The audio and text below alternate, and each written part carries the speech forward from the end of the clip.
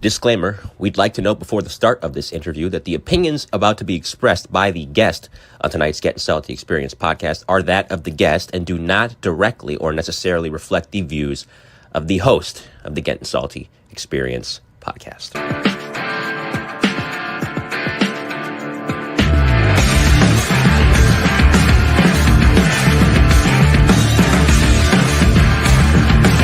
Put the fucking fire out!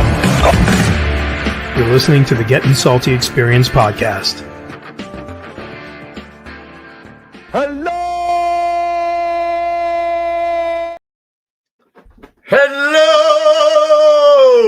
We are back. Roofy, Gonzo. We took a week off. We gave you a little taste, a little tease. A little nugget. 4,000 views almost. That's what you get with the membership. That's what it is. De Niro hands him here a little bit of this. Yeah. Welcome. Little taste. Little taste. I missed you, a-holes. I really did. Had a great time in Harrisburg, though. We met a lot of cool people. Yeah. A lot of fans. A lot of good people. We got some sponsors coming, some guests coming. Roofy was just down playing golf down in Carolina. He got some guests, right, Roof? 500 guys, FDNY. I guess it's all mixed, but it was the Never Forget tournament. A lot of was guys the old doing the show. Oh yeah, it was the old Al Ronison from like. Some of them right? Yeah, good show, bro. Right, and some. Yeah, we got a couple. I got some lined up. Yeah, how's the old neck? I'm all right. Not bad. I'm a little pickled. Well, you're drinking too much down there. You're drinking 24/7. Who does this? You're not 21 years old anymore, Rafrano. You know? Yeah, I do know one thing. Our guest might have better hair than Gonzo. Oh, that's a fact, Jack. I don't know. If I grow it long, I can mirror his. We'll see. You know what it is, bro? Keep it short. He's got. I saw hair, Gonzo's a little nervous now. He's He's got the perfect. I'm a little scared. To go with it, this guy. You know. I'm a little scared. He might take over for Hash as the old man in the sea. He has. He's got the whole thing going on. You're the whole Gorton's fisherman from Gorton to Gloucester. Legit. That's true. Look at him in the back. He's like, you gotta throw a red slicker on. I mean, a yellow slicker on him, bro. You know what I mean? Look at him laughing. Gorton's fisherman. He's going like this. You got a guy who was bitches. captain of the crown jewel of the FDNY Rescue One, and he made it. He made it. The captain. We don't know how it happened, but you never know how it. We'll have to get the story from it. I've never done this before. Nope. No. I don't know. Maybe you have the keys to Rescue One in this hand. I don't know. Maybe I have 1, 2, 3, 4. Oh. Not only that, he almost became the big commissioner. Yeah. We'll have to get that story. I think it was a little. I think it was. It was. I thought if this was a race, if this was the Preakness, I had him in front. He might have been in the lead. He might have been one of those guys you see like he's running and then he starts celebrating maybe before he gets to the line. I don't know how it works. I showed R1 on the front of that slicker somewhere. It is a yellow slicker. I didn't know that. I told you it was a yellow slicker. Yeah, nice. Yeah.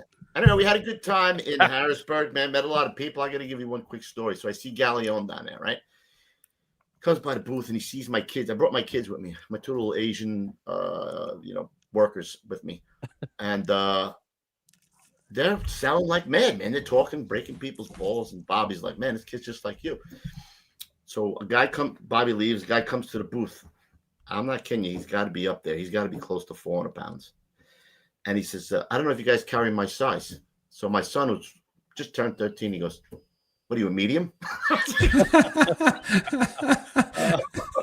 I'm like, "Dude, come on, man! You can't insult the people." That's not bad. That's not bad, though, right? No, not bad. Quick witted there. Yeah, he was quick. Sure. Yeah. Gallione says, "What do you think, bro? What do you expect, man? He's watching you. He's mimicking you." I'm like, "I guess so, right?" A little chip off the old block there, Yeah, let's get right into the commercial so we can get the captain of Rescue One. God, he looks like his mother. Oh, my kids? Oh, my, I don't look like me. That's for sure. Yeah. Sure. All right, let's listen to our friends from Identifier. When you're on scene, seconds matter, visibility matters, and your gear, it better perform. No excuses. At Identifier, we get it because this isn't just business, it's the job. We provide high-quality helmet identifiers, accountability tags, and custom safety solutions built for the fireground, not the showroom. Our products are designed to take heat, hold up under pressure, and make sure your crew is seen, identified, and accounted for fast. Whether it's a working fire at 2 a.m. or a routine call, clear identification can make the difference between chaos and control. Gear up with professionals who understand the job. Be seen, on scene, at identifiersafety.com. Use code SALTY to save 10% on your next order. Yeah. Use Yep. salty 10%. You know what I noticed? Mike's Yeah, not yeah. here. You know why? Because the Knicks are on. That's why Mike's not here. Dude, what a game, by the way. Dude, could somebody in the chat keep an eye? Procaccini, keep an eye on that. Keep me updated while we're doing the Dude, show. was that here. some game? They Come came back all the way. Wow. Yeah. Yep. I don't really watch it, but that was Is that game 7? No. Game 1. Oh, game 1. I don't know where it's at, bro. I haven't watched basketball in a couple of years. You don't watch Get it. on Take it. it easy. What are you watching? Get on Hockey? Nobody watches. I'm watching the Yankees get up and down, left and right. But, hockey. could beat the Mets. Yankees. Come on, play the next commercial. All right, here we go. Let's drag it in. When an elevator emergency happens, being prepared matters, and the people trapped inside are counting on you. At Dragon Rescue Management, we specialize in elevator emergency management training, built for fire departments, first responders, and safety teams who refuse to leave preparedness to chance. Our elevator industry experienced and seasoned fire service instructors bring decades of real-world elevator rescue knowledge, teaching cutting-edge proven rescue procedures and passenger release techniques that put safety first every time. And we don't just teach it, we equip you for it with professional patented-grade elevator rescue kits, polling tools, and unexpected movement kits designed for performance under pressure. DRM also provides custom elevator door training aids that allows you to practice the skill set from our training in the comfort and safety of your firehouse. Don't wait for the next stalled occupied elevator call to test your crew. Get trained, get equipped, and be ready. Set yourself up today at dragonrescue.com because readiness isn't optional. Is it option? Yes, it is. Yes, It is. My Did you guys man- catch that crash, by the way? The LA rig that crashed, that swerved. Oh, you know what? I did see somebody sent me something with that. God, that was crazy. My man Artie Werkel's in the house. Check him out. Artie Frankie Werkel. D'Amato's in the house. Come on. He Right, is. yeah, well, he's My right boy there. Right, Francis. on that thing right back up there. And then Speaking right of there, and Frankie then right D, Right if over you here, check Frankie D, out- the fish. FDNY fish. Oh, wait, I got my everyone over there. Wait a minute. If you check out the Gettin Salty Apparel, we just launched a brand new website, and it's going to become Gons. What's it going to be? The what? I don't know. It's all encompassing. It's going to be All the Amazon encompassing. of the FDNY, bro. We already have Jobtown tools on there. So if you go over to the Gettin Salty, we have Jobtown tools. Soon Fire Ninja. Soon we got a leather guy, the Get Hose guy. Soon we're going to have Big Frankie, the fish guy in there, bro. So get over to the new Gettin Salty Apparel. The hair looks awesome. He was a little afraid because You kind of cut me down a little bit. Yeah, Cap. His confidence is your hair is cutting into my commercial for the Gettin Salty Apparel. So Sorry. all right. You know, Get over to Gettin Salty Apparel. It's going to be a one stop. We got Jobtown tools on there. Check it out. check Another it thing out. is you got a little tape. Ooh, what'd I do? I just closed myself out. Of the membership, there's more good stuff to come. Get over there to the membership. If you like the rescue, the rescue documentary that you had, there's plenty more to come. Go and check it out. Now, Ruff, bring the guy in. He was the captain, the crown jewel of the FDNY. Rescue one. You ready, Gons?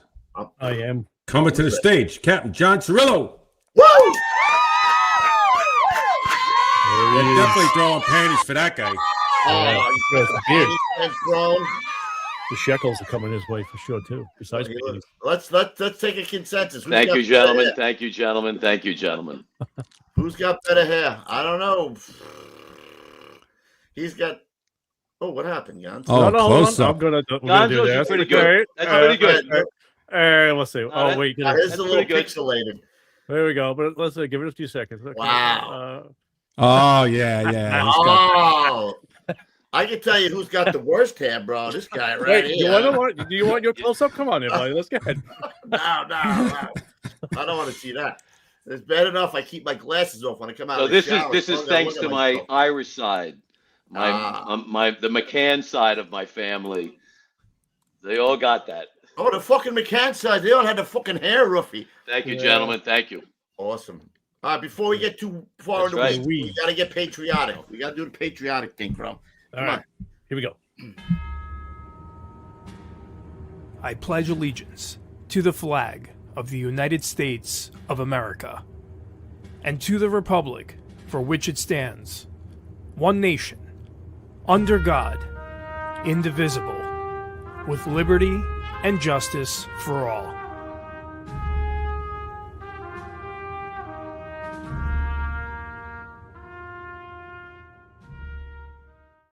Say hello to our newest member in here, Patrick Rahilly, 9852. You thought I was going to say Procaccini, but it's not Procaccini because that cheap fuck's never getting a membership, so it's not Procaccini.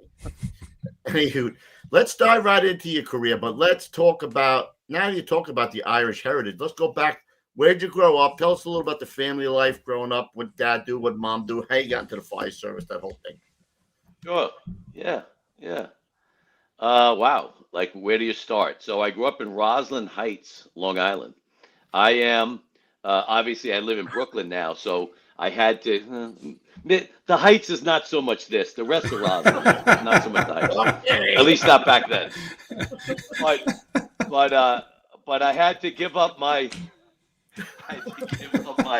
my lid card when I moved into Brooklyn, which was like it was actually 25 years ago. I moved into Brooklyn. I left Long Island and moved into Brooklyn. But anyway, my mom was born in Roslyn Harbor, up behind St. Mary's School, and my dad was born right on Roslyn Road, not far from the expressway. So they both grew up in Roslyn, and the Irish and the Italians all went to the Catholic school together and went to mass, and so they met. And my mom was one of 11, and my dad had a younger brother and an older brother. There were 3. So I grew up in a quintessential 1970s Long Island. There was no, in my view, there was no better place to grow up. Like most of us did on Long Island, that you were on your bicycle all day long. It was safe.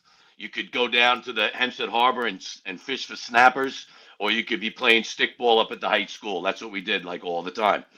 But in the background, my father was a member of the Roslyn Highlands Hook and Ladder Engine and Hose Company.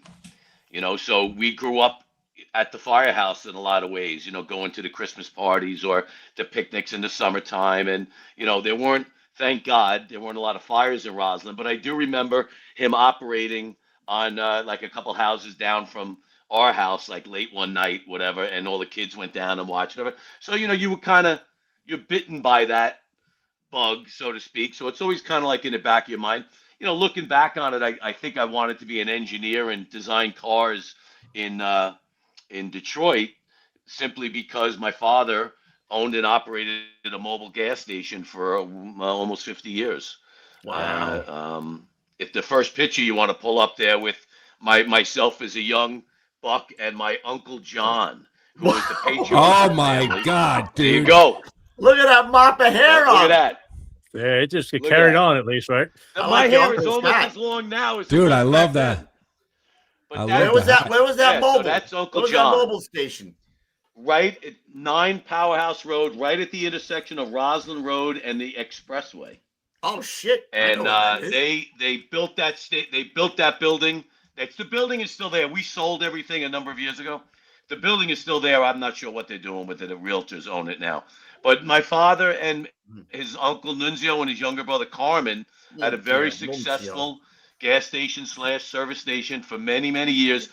Everybody knew them. They serviced all the Nassau County PD cars in the 6th precinct, which came into play years later when, let's just say, things were maybe not so copacetic. So they used to hide all the mafia money. But yeah, so it was a wonderful upbringing. And my father wouldn't allow me to join the volleys when I was in high school. Because let's just say I was a challenged high school youth. And, he wanted me to focus. But as soon as I graduated high school, then I joined Roslyn Highlands. What you did when you were 19 years old. I actually got sworn in July of 1981. And I got sworn in with Stephen Mokler. Big Stevie Mokler. Yeah, man. Yeah. Remember Stevie was in Rescue 1 and everything, right? Of course I did. Very good friend of mine, still a good friend of mine. We got sworn in together. Yeah. And so there you are. You're in your volunteer world. If you pop that next picture up when we're in parade uniform, you'll see what the Highlanders look like in parade. There you go. Look at that. Wow. And I think everyone's in step, but as Highlanders, we were wearing kilts as the honor guard. Nobody played the pipes or anything, but that was how we presented ourselves. There was another band that walked in front of us. Yeah, it was. Kilts. We True tried kilts? to look good. I love them I got 70 you. pictures, man. I got a couple that of was, questions. Yeah, there was true True kilts. kills. You know what I'm saying? Yeah. A little, Yeah, balls nothing alone. underneath. Yeah. Yes, So let me yes. ask a couple questions. Any brothers and sisters? Yes, I have two older sisters, my Elizabeth and Gail. Gail Okay. works at Brookhaven National Lab. She's been out there forever. Uh-huh. I have a younger brother, Michael. Yeah. Was he a Yep. volley? And Did he get another works for job? Major League. He was a volley, and he turned down the job.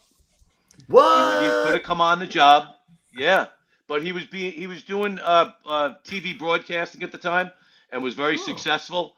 And I always thought, if you want to be a New York City fireman, if your heart's not 110% into it, you probably shouldn't do it. And not Right. that my brother would. He would have been a great fireman. He would have been great. He's a great volunteer fireman and everything, but he really loved what he was doing at the time, so he had to make a decision. And he works for MajorLeagueBaseball.com now. He's doing great. Good for him. So Right. yeah, so that was just his decision. But Right. like for me, I'm lucky enough to go around and teach around the country. And I tell people, I go, the reason I'm a New York City fireman is because I grew up 15 miles outside New York City.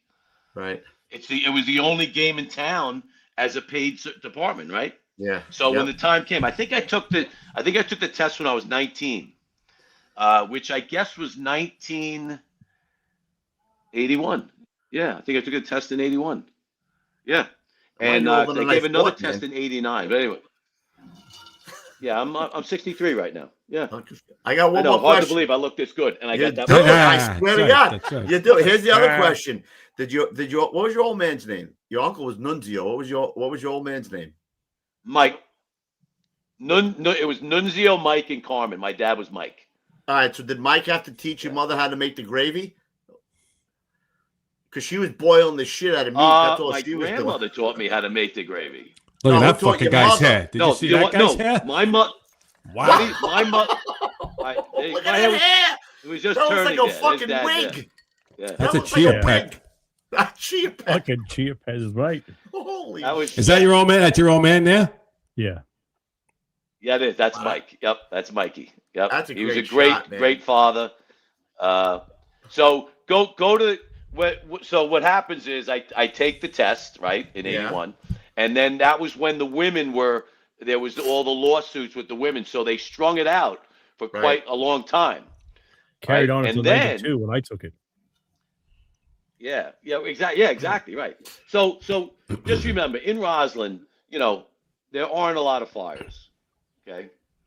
And thank God, it's an affluent area, it's a good area. But they went to a lot of car extrications, some brush fires, stuff like that. But crazy enough, there were two scenarios where I actually pulled people out of burning buildings, and one of them, it's hilarious. I couldn't find the picture, but it was in a garden apartments right by the Heights, right by the firehouse.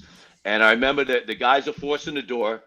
They obviously have no Bobby Morris techniques at that point in my life. And the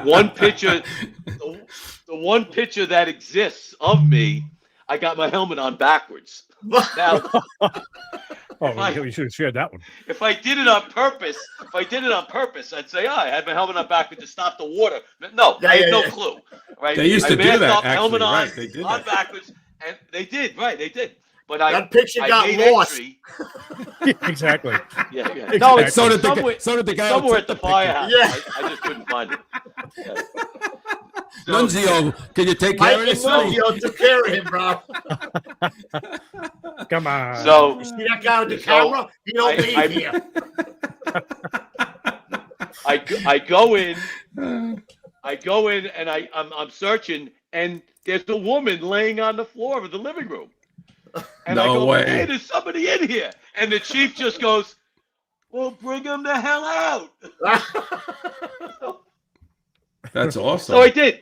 Pulled it out. And this is what's crazy. So I pull her out. We get her on the front lawn, and she has dentures in her mouth. We take the dentures out. And who comes to help me? Tommy Langone. Do you know that name, Tommy Langone? Yeah, of course. Yes, Yeah, of course. man. Yeah. Tommy was right there to help. he was working at Jamaica Hospital, on the side, as well as being a New York City police officer, and he was right there to help. And Tommy was phenomenal. He was an incredible individual. And he was like that Johnny. was one story.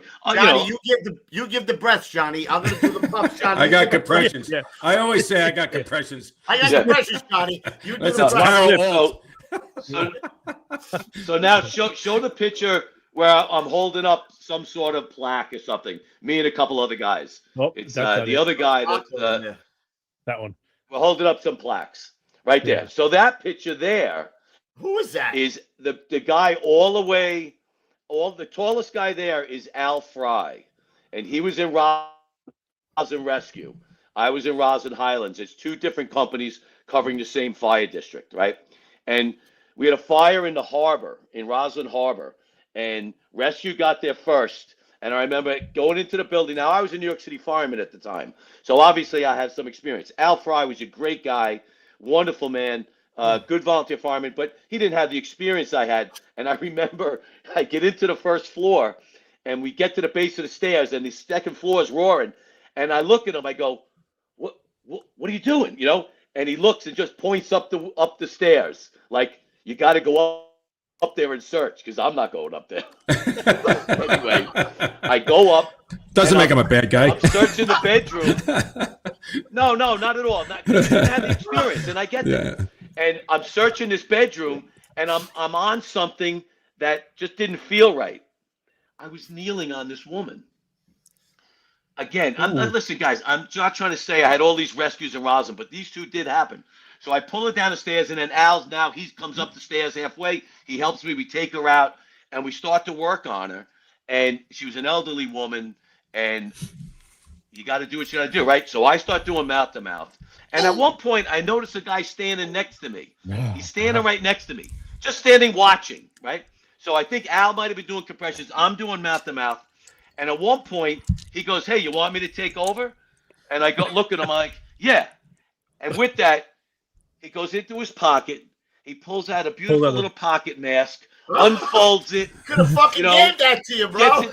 That's exactly. He could have just given it to me, but instead he unfolds it, puts it down, and then I look at him like, what the hell? Like, he watched me basically do mouth to mouth. Yeah, you're doing tonsil hockey with the old bag in there.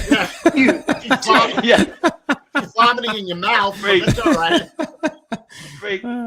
Crazy stories. The guy, everyone there, though, honestly, they really did a good job at that fire. That woman, the first woman survived. The second woman did not survive, unfortunately, which is really sad. But they, did you put those two rescues? Again, they did the best they could. When you went to go for Rescue 1, did you put those two grabs on your resume? He's going like this. No, they don't count. No, they don't count. Nope.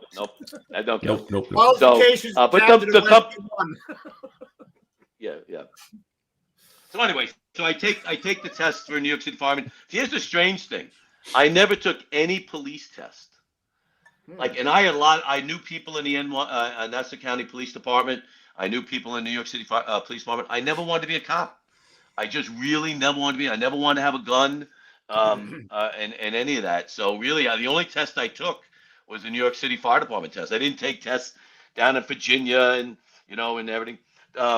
Although I will say one thing. Speaking with Joe Jordan, when I was that age, I had no idea that you could go to school, live in a firehouse, and go to college at the same time, like Joe Jordan and a number of guys.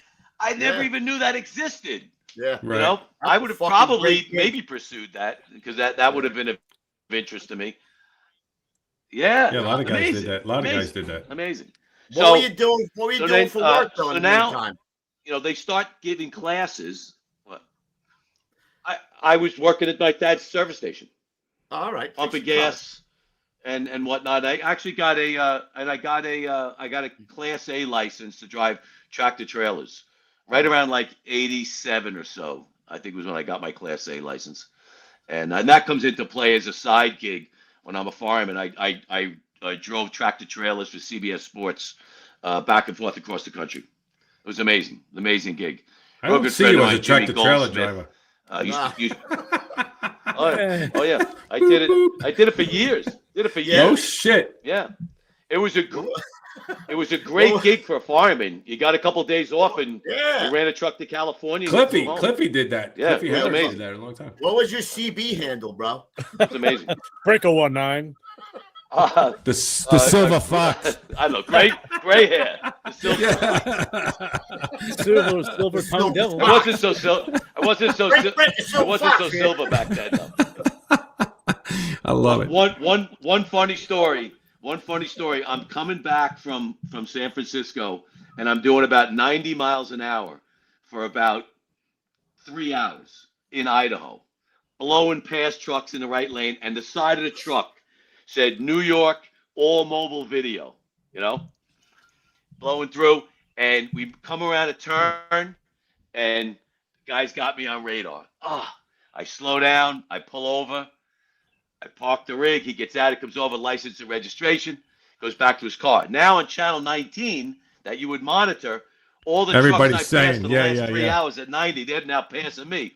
Oh, New York, they bagged you, boy. They got you, So now the cop goes back to the cab and he goes, "Do you hear the guys?" Yeah, it's awesome. I didn't know he had channel 19 on too. So I go, "Listen, I'm a New York City fireman. This is my side gig. If I get an infraction here, I won't drive a fire truck in New York." He goes, "Here's a warning. You got 600 miles of Idaho in front of you. If you don't speed, and if you speed and we catch you, you're in the computer. You're gonna get banged." And he goes, "Have a nice day." I go, "Listen, if you're ever in New York, come see me." He goes, "I don't think so." They let me go. They let me go. I don't think so. Anyway, crazy stories. Yeah, that was a good one. So, All right, so you get on the job. So now they did provisional classes. Well, they did provisional classes back then because of the women's lawsuit. So Right. Showed a picture of my dad next to me, and I'm reading a letter. Oh, yeah. There you go. So the letter comes to the house. My father picks it off, doesn't give it to me. We go to dinner for his birthday, which is on January 29th. I'm going into the academy February 18th. And at dinner, he says, "Son, I have something for you." And he hands me the letter. That's fucking And when cool, he hands it to me, he says to me, "Son, I wish it was me. Congratulations." Oh Wow. my God. Because he would have loved to have been a New York City fireman because he loved being a volunteer fireman. But because he owned the business, he couldn't do that. Yeah. And that was Dude, the fact letter that you got that night. picture, like that's showing your face, like And that for was the it. first time actually looking at that, like a snippet in time, like that's crazy right there. Look at your father, how proud he looks there too, Yeah, right? man. Look at your Look at dad's face, But my to God. look, Oh my you know, God. to be where, look where I'm today. To look back at that letter changed my life forever. Oh yeah, man. No In doubt. such an amazing, incredible way that you can't put words to it. I wish I could take Right? it to get a So then snippet of your you pictures asked like me that. what I was doing in that interim, and unfortunately, I was doing that other crazy stuff on Long Island. Showed a picture of the sea truck coming under the arch. Red, white, Don't blue. tell me you were fucking racing. Oh, This is where Oh say my that. God. They, Home of the hobos. who's behind the wheel? I don't know what your Bit of spiffy highlights, ski glasses you got going on Is there. that you? I'm driving that rig, yeah. Oh my God. So I used to drive, be in the sea truck, all that stuff. I get off the back too. Now go to the other one coming under the arch. That one. That's not me you, on the yeah. back. I was On gonna the left on the back, yeah. Who's that? Behind the big dude. There's a couple of guys in the back there. You can do some Behind the fucking wheelies with that thing. Some big guys in the back there. That Those was guys a very dangerous vehicle that we would do 75 miles an hour at. I don't even know how it ever stopped, but it did. So that's how we I spent mean, look some at that of my- fucking, look at my that car, misaligned man. Look youth. at that thing. That's Joe freaking Hunter awesome. used to do that, Ruff. Joe Hunter used to do that, yep. Yeah, Joey Hunter. He used to show us videos all The the old time. firematics. So I'll talk about Joey later. So anyway, that was what I did. But anyway, so then, then I go in February 18th, 1988. I went to the New York City Fire Department, and our class is only 62 people Huh. because it was a provisional class. Right. Right. And so we were only there. I think back then it was 8 weeks that I remember. 8 weeks. It was very short. And yeah. And even though it was February, March, and April, it was very mild. And so it wasn't I didn't think it was a very hard academy. I think the academies now are much harder, in my opinion. They're longer. They need to know a lot more stuff, and they put them through a lot more rigors when it comes to the FSD and all that stuff. I thought ours was very, but I loved every minute of it. The smokehouse and all. It was just great. And you were now part of this incredible organization. It was a dream come true. So while I was in there, I took up. There's a picture there. I'm up on the stage. Actually, there's a swearing in picture of me swearing in. You'll see my hands up like that. That's us there. I'm right there I had to get my hair cut. So right there in the blue, right in the middle, pretty much. Oh, get out of here. In front of the guy with the brown suit with the longer blonde hair. Yeah. Right in the middle. Huh. Yeah. That's me. Yeah. Yep. A lot of guys It's a went through small that class, you know what I mean? And Yeah. so the guy. Yeah. Oh my God. Right. Tommy Frizzalone was in my class. Frizz. Mark Good Garrett, man. who's Mark Garrett. Mark Garrett is the only man standing from our class right now. Really? As a chief, he's the last guy left out of the 62 guys.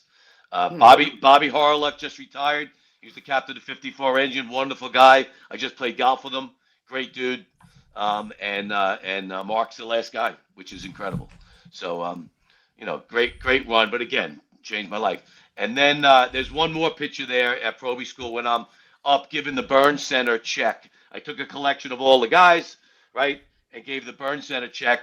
And Mark tells a story that they told me, do not mention what we were calling our class of the spring of 88. Our T-shirts they made up was called Spring Break.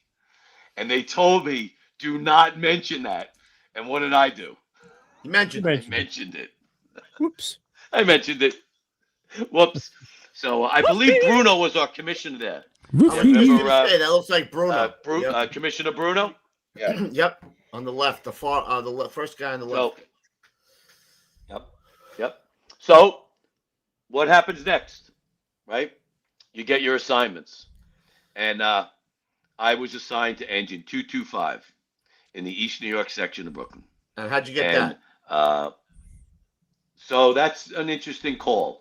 I had a first cousin, right? I had a first cousin in Ladder 102, Bill Stein. Anybody know Bill Stein? He was all through the war years. Yeah. Bill's still alive. He's still alive. Yeah, great guy. When 209 was in quarters with 102, Richie Farrell was in the engine. Richie was Matty Farrell, the Manhattan Borough Commander's son. And Matty Farrell had another son in engine 225, John Farrell. So Billy just asked him, can you just get him to a decent house? And that's it. I didn't know any firehouses. I didn't know any of that stuff. You know what I mean? The only my real exposure was practicing for the physical with Pudgy Walsh. Remember Pudgy Walsh used to do it at his school? Yeah, I did that. You'd all go, you'd pay like $25 and I you do all the events and everything. Yeah. So, and I will argue that I think our physical, when you had a cylinder on your back and you had to jump the wall and hit the tire, drag the dummy and all that, I think that was harder than the physical given before that. That was more Olympic oriented. I think that's my personal opinion. But whatever, guys would say otherwise. But it was tough, and I remember I missed. My list number was 2562. I missed 100 by 7 seconds on the physical, and I got one question wrong, and that crushed you for like 2.5 years. Sure, getting hired. So, but anyway, it was what it was, and bingo, I get the 225 engine. And for whatever reason, and you guys probably would agree, the first place you go, especially a double house, and with Chief, they were the most insane human beings on the face of the earth. I mean, you would sit in the kitchen, and it would be like a comedy show. Would come in, and Frank Campisi would do something for 20 minutes, was there and forever, then he would that leave. guy. Yeah, Frankie was there, and then Richie Munno. We had a lieutenant who in the engine who was just crazy. Would come into the kitchen, and he'd be shucking and jiving and doing all, and things would come out of his mouth that I can't even repeat on this podcast. That you would just laugh, and then he would leave, and another guy would come in, and it would just be nonstop, and then you'd get a run, and you'd all be running, laughing, jumping on a rig, and then shooting off onto Linden Boulevard. It was just, I can't say how insane it was on so many levels, but wonderful, wonderful people. Shit. Look at that guy. Who's that guy? Man. Look at that guy.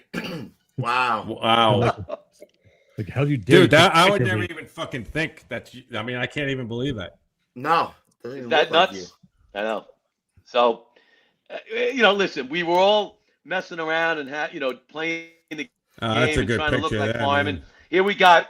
So this is a great shot. So John Farrell, who I mentioned before, he's in the foreground, kneeling down. That's Johnny Farrell. His nickname was Johnny Fontaine, with his olive oil voice and his skinny charm. He would when Johnny had a couple, let's say, libations in him, he would start singing, and he actually had a pretty good voice too. But he was one of the nicest human beings, always a smile on his face. And then on the left there, the guy with the guns, that's Eddie O'Neill. Yeah. I thought it was Eddie Sal O'Neill. Principiata. He's still alive. He's a wonderful guy. I'm going to try and get He was Eddie a on the show. Harley Davidson rider. Yeah, I'm going to try and get amazing individual. The man was I think he went to like Pratt University. He was an artist. He used to do all the gold leafing on the rigs, and he used to paint the front door, the Linden, the Faithful Fearless. He did all that stuff. Yeah. Oh, Eddie's amazing. I'll talk to him. Amazing guy. Amazing. He got me. I bought a Harley Davidson because of him, and just a great guy. And then you see Frank Campisi there. Yeah. Right. Mikey Hogan's kneeling in front of him. He was one of my chauffeurs. Excellent chauffeur. The guy in the middle there was a Smithwick. Joey Smithwick. I said that's Joe Smithwick. Guy. I'm like, him there in the middle. The Smithwicks, yep. And then Johnny Brown is to his left. Right, John Brown was the captain of 102 truck, another great friend of mine. Tremendous firefighters. They all were great firefighters. Eddie O'Neill, all of them. But Johnny Brown was one of the toughest son of a bitches I know from Maspeth, Queens. Tough son of a bitch. Yep. That's where we grew up. And then Stevie Russack. They just had a plaque dedication for Stevie Russack. He unfortunately passed away. The shorter Italian gentleman there, that was Frank Zampaglione. He was the senior chauffeur in 225. I saw that man use a deck gun on more than one occasion to protect an exposure. That is a lost art. I love it. Yeah, no doubt. We talk about that. Yeah. Yes. So that's where Johnny was from. But Frank was a tremendous chauffeur. Frank taught me as a chauffeur, you go as per the call. If it's rubbish in the middle of the projects, you don't go balls to the wall. If it's a phone alarm, people trapped, you go hard. And I always use that as a chauffeur all through the years. The chief there in the white shirt, that's Joe Flynn. Joe Flynn had the Kevin Kane fire. Wow. He had Kevin Kane fire. And that was a horrific fire. And he was on the street watching a man burn to death. Horrible. And Bobby Collis on the end there was nicknamed Cuckoo Collis because he was nuts. Good man, smart as hell. Unfortunately, passed away a number of years ago. So that's like the core. I mean, you could do this all day long. You could look at these pictures. John, was Seville there when you were there? And then you got this crazy group. This was a softball team. Sullivan. And softball. No, it wasn't our priority. Our priority was that we were firefighters. But we had a pretty damn good softball team. And some of the names there, I'm kneeling in the front there with the mustache. Timmy Sonnenberg is to my right. Timmy was in 107. He was a police officer for like 15 years. Yeah, he was a police officer 15 years and switched over to the fire department. Wow. Bobby Carroll's kneeling in front of him, squatting down there. Good. Is that Sal Sully all Princiato the way on the left is Sullivan. Yep, Stevie. Mike Basil with the beard behind him. That was Lieutenant Basil from Jimmy Basil from 111. That was his son. Oh shit. Richie Matone there with the mustache. Oh, that's Richie Mike Matone there. I Bresciano in the see front. him. Another tremendous individual. There's John Brown again, showing off his stomach because that's Sal Princiato. Yeah, that's what I said. absolutely. Yes. He's a big dude, man. Danny Brennan's got his face stuck in there between Bresciano and Brown. Danny Brennan was a tremendous softball player, and yeah, and then Bobby Kittleberger's in there. See Bobby Kittleberger? Oh, I do see Kittleberger there. Seattle? Yeah, I see him. Yeah, I see him. Kittleberger just retired at a 170. He was there a long Very time. good friend of mine. Love him. Yeah. And then there's Hank Williams is right there holding the cup up. That's Hank Williams. Tremendous chauffeur of 107 truck and used to carry the pikehead axe. He was the last guy I remember who would carry the pikehead axe. And guess what? He would force doors. He would cut locks. He would do whatever he needed to do with a pikehead axe. And then the guy on the end there is Paul Ferro. He was the captain of 107. Oh, Chief Ferro. Yeah, man. Yeah, Chief Ferro. Exactly. Tremendous. And he comes into play in a little bit when we talk about my career. So, yeah, it's a softball team. Really great guys. Just you worked on Sheffield Avenue, so you know the deal. Like,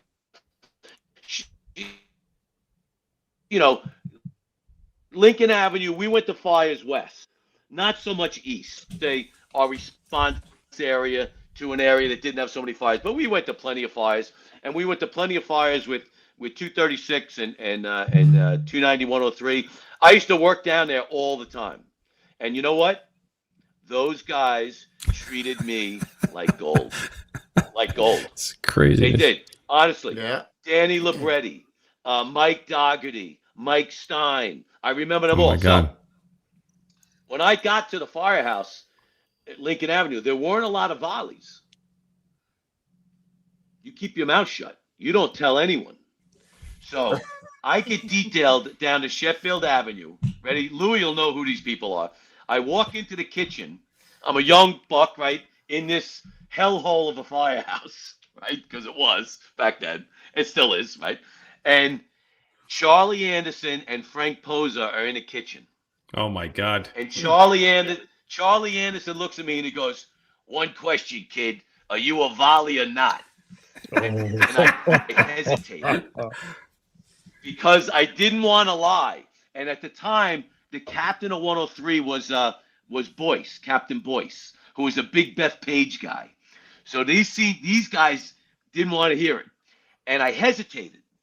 And in that hesitation, they knew I was a volley. That was He's a it. volley, son of a bitch, right? But that was the end of it, right? 2 weeks later, Ray Bresingham who's been on your show with Ronnie Cobb and whatnot. He goes down there for a detail, and Charlie Anderson goes to him, "Hey, who's that new kid you got?" And Bresingham's like, "Who?" "You know, that volley kid." Oh Bresingham's my like, God. "What are you talking about?" Oh He goes, no. "Ceriello?" The jig's up, baby. Damn it. Ceriello? Son of a bitch. Some of my bitch. Oh my! They're like detectives. Just- That's What? The detective. Exactly. But again, the guys in Sheffield always treated me, with respect. I used to drive 290 quite a bit because nobody wanted to go to chauffeur school down there, and I can That's tell you, still the case. trying to drive someone else's engine to a Canarsie pull box through the commercial area south of Oh, my Linden God. Boulevard, where every intersection was a blind intersection. The guys in the back are screaming at you to go faster. You're trying not to get yourself killed. It was insane. Insane. Crossing You loved Linden every minute Boulevard. It was like, oh my god! it was crazy. Oh my god! It was crazy. It was crazy. It was crazy. But I loved every minute of it. And so yeah, so that was that. Hey, John. My John, time, was, I did 10. Good. Was Seville there when you were there, or was he gone already? Oh yeah, no, John Ceriello and I. Oh my god, that guy was the we best. We both had mustaches and dark hair. They thought we were twins. John Ceriello was the best. He's the best. Oh yeah. Yeah. Really, every guy from 107 and 225 talks about the pink houses, bro. Oh, it's right there. It's right there. Ready? Swear to God. Eight floors stretch. 8 floor stretch. Right. No standpipes. 8 floor There was a lime. There was a white brick above the first floor. Like, so when you go in the building, there was this white line of like limestone, and they considered that ground level. It wasn't. It was the above the first floor. So it was eight lane stretch. We caught a decent amount of work there, and you were there by yourselves. So what we would do there is, a lot of times cars didn't allow you to get into the complex, so you'd have to stretch from the street, from Linden Boulevard, the service road, and you knew it was going to be a 16-lane stretch. So what do? You had to grab like triple the amount of folds you'd normally grab, and then you would just start walking towards the building. You couldn't run because you were carrying all this hose, but you'd have to move with purpose, and then 236 would get there, or 290 would get there, they'd fill it out, and then we'd get the line up to the top floor. Of course, the fire's always on the top floor. They were a bitch. But, ready? My first night on house watch, God is my witness. I'm on house watch, I got the 12 by. Right? You're not sleeping. You're like, nope. Shots fired. Okay? I hear shots fired. What do? I don't know. I guess call the cops. So I dial the 75 precinct. Yeah, how you doing? Yeah, this is Lincoln Avenue. Yeah, I just heard shots fired. Where are you? Lincoln Avenue, 799 Lincoln Avenue. Oh, is that across from the Pink's houses? Yeah, don't worry about it. Click. All right. The 75 All right, the 75 precinct was out of control back then. Oh my God. Yeah. They used to you get a knock at the door, and there'd be a civilian there, and they'd say, "Hey, can I give you this change and get dollar bills?" Now normally people give you a dollar bill and want change because they want to use the payphone. They wanted the opposite. And at one time, the cops come into the fires. They go, "Listen, will you stop giving them dollar bills for change?" Now, we liked it because we needed change for our payphone, right? Mm-hmm. What they For would the do outside was phone. the druggies wouldn't take coins. They wouldn't take any coins because if they took too many coins, it would slow them down if they had to run from the cops. They wanted dollar bills. It was the opposite. Because it was the crack that did that. It was insane. Oh my God. We gotta remember, in those years we took on CFRD, right? So if there's anyone that can say, I don't want to do EMS calls, it's my generation of guys, because we came on not doing it, and then we had to do it. Now, what I would say to that is, where we messed up was, we should have all become EMTs and got paid accordingly. That's what should have happened. That's what the job needs to still do today, and it's probably never going to happen. But that's my feeling about the whole EMS thing. But anyway, so we're doing CFRD. We have absolutely no idea what we're doing. We were horrible. We were teaching CPR in the kitchen. It was horrible. It was terrible. Anyway, but we go out on these runs like all the time, and we go to one woman she's having a fit of some sort, and we don't know what to do, right? So Richie Munno is the officer, and he's insane, and with that, Richie starts asking, anybody notice him? Anybody notice woman? And a guy comes up and he goes, well, we believe she's having an epileptic fit. And the civilian says, she's not epileptic, she's Baptist. But I don't have a drum. Swear to God. No. Swear to God. And you know what? True. I mean, that happened. Yeah, Brooklyn came online first, I think. Brooklyn was the first. They car were. to We do did. EMS. Yeah, CFR We did. rather. Yeah. That was a gift. So what I remember, like, what one EMS run, there was a car at Ashford and Linden that went under a tractor trailer, and it was like a Cadillac Coupe de Ville or something, and the whole top of the car is peeled back, and one of the gentlemen, his entire face is missing. It got peeled back, and he's alive. He's breathing. The face is gone. What do you do with that? I don't. You know, it was just like, what do you do? Like, and again, you're a young farmer. You're like, you want to help. What do you do with that? Crazy. With another crazy scenario. Louis, remember there was like a low area just east of the firehouse called the Drop? Yeah. It used to flood all the time. The horses were down there. It was crazy. So Still we get does an that, I EMS think. run. Yeah, I think it does. We get an EMS run. We go to the location. The address is nothing. And one of the guys goes, I think there's a house in the back there.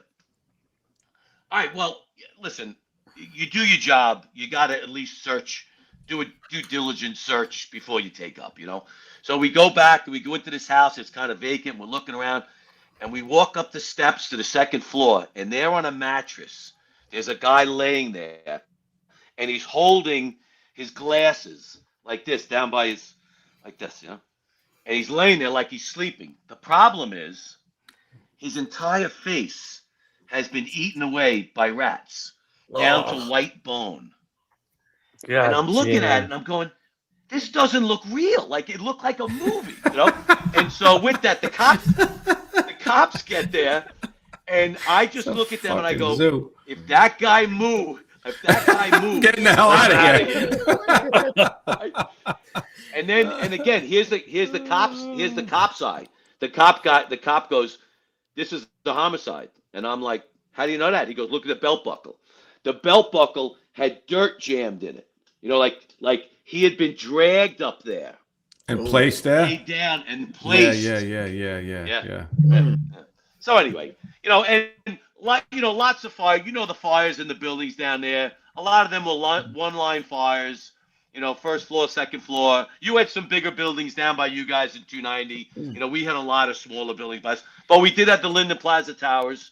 Hate those fucking. I remember Ray Brick. Oh my God! God Almighty! I didn't have one, but they did have some wind-impacted fires in that building. Oh, wait a minute! Whoa, hold on. They had some wind-impacted fires in that building, and so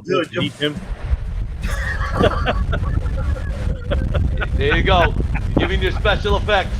Listen, just for the viewers to know, on July 30th, the captain is coming back for a show on the science. I just found out about this today. You're gonna want to see it. The science of all you guys who want to learn something. Not like you're not learning something tonight, but that's gonna be the show, July 30th. The science of fire. Not to be missed. All right. No. So all the questions out there about flow path. And you got it. Hit me with it. All right. So we'll get to that. I'm going to put it on the Facebook page. So I just blew everything off my desk. All the money? What about all the money? That's on the other side of the fan. Yeah. All right. So again, it was an incredible time. I'll give you one Sal Princiata story. You saw Sal with the big guns there. Sal was a dear friend of mine. I can't tell you all the stories I had with him. We went to Daytona Beach together. I mean, we went to Cancun together. Mm-hmm. But this is one good one. So we remember that? Yeah. Remember how the 3-9 used to park? The Chief's rig was right by the small door by House Watch at Lincoln Avenue, Louis. Yeah.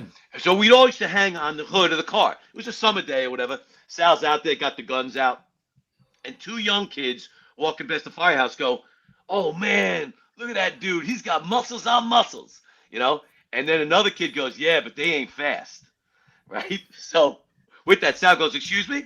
What was that? Now, Sal was the running back for the football team.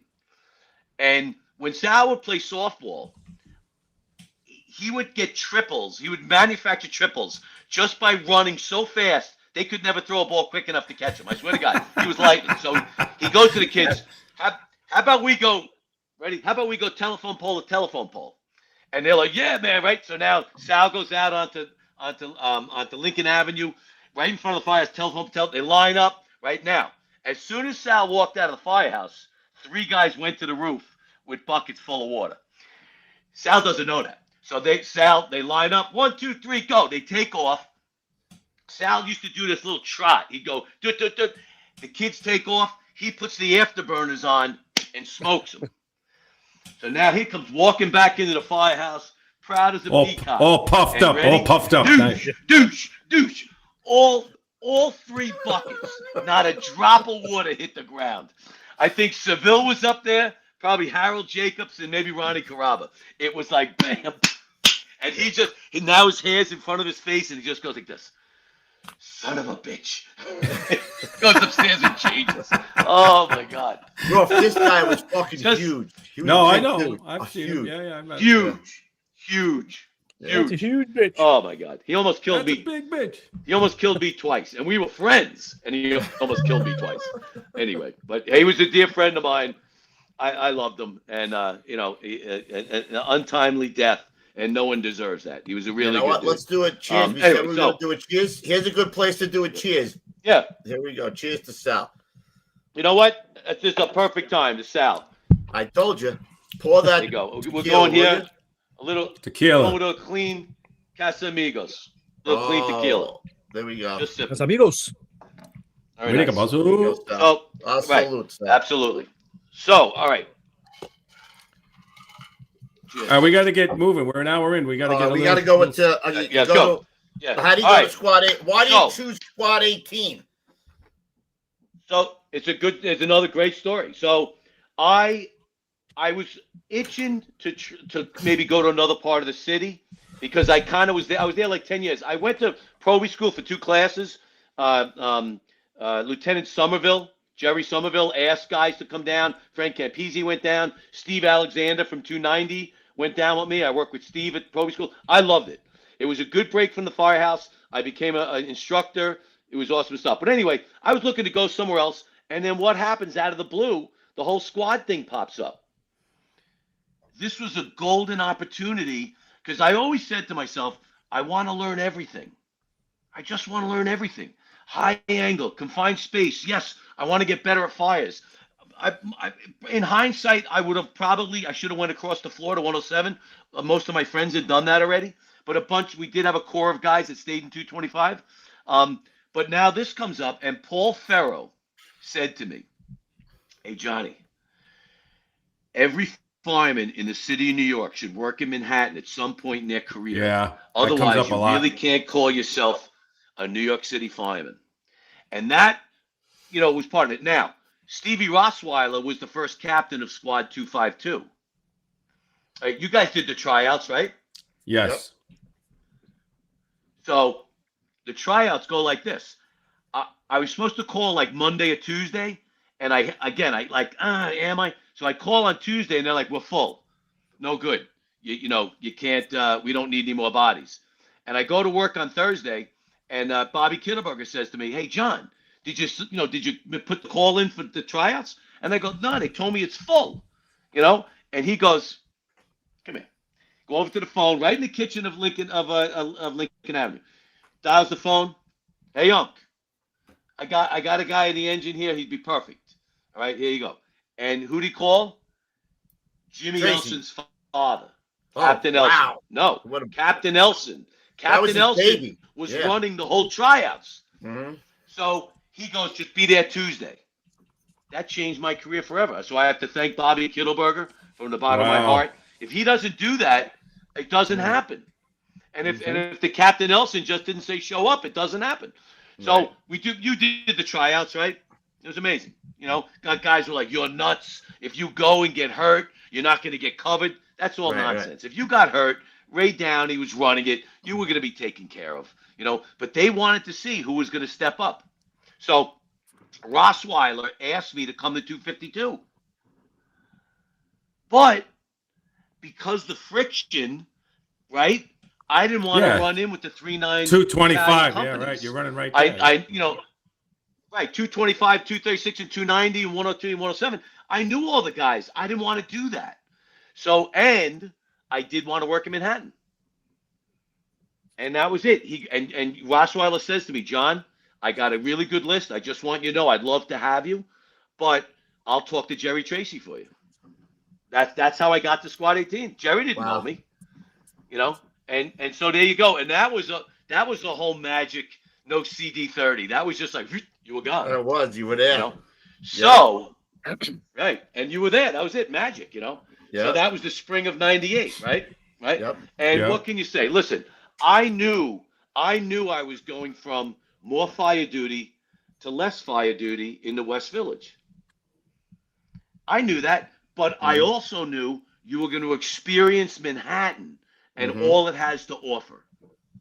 And man, did you just see they had a woman fell down? I saw it yesterday or the day before. I saw it. Incredible. You know that happened before. Yeah. When I was in Squad 18, that happened. Yeah. So that's what happens in Manhattan. Very complex things, and I loved every minute of it. You know, and like you guys said, you know, with Charlie Schmidt, I heard you talking. We rebuilt an engine into a squad. Then we built another one. You know, and then unfortunately one got destroyed. Right. Then we had to build another one, and then we got another one after that. So you built like 4 rigs. It was you know, insane. I remember a fire we had in Squad 18 on. It was in Soho, Hell's 100 Acres. I got to think of the street off the top of my head. I can't remember the street, but it was a building under construction, and it is stem to stern burning on fire. And who is my partner in this endeavor was Rich Sclafani. And Richie, man, he wanted to go. And we had just gotten thermal imaging cameras, right? We just got thermal imaging cameras. We had the Argus that used to put up to your face, you know, like this. And it was like a brick. I'm looking at something. Yeah, exactly. And I see cylinders, welding torches, most likely acetylene, off-gassing, flame sideways. And I'm like, Richie, no good. So he was ahead of me. I got to him, grabbed his coat, and I'm like, no, bro, we can't go in. Let's go. You got to back out. That's not good. Like, if they explode, forget it. We'd be gone, you know. And then I showed him. I think I showed him. He's like, oh, 10-4, let's go. And we went out, you know. So, yeah, so I work with so many great guys there, Richie being one of them. As a crazy side note, he comes to me. I'm going to say, I guess it was before September 11th. I got to remember now.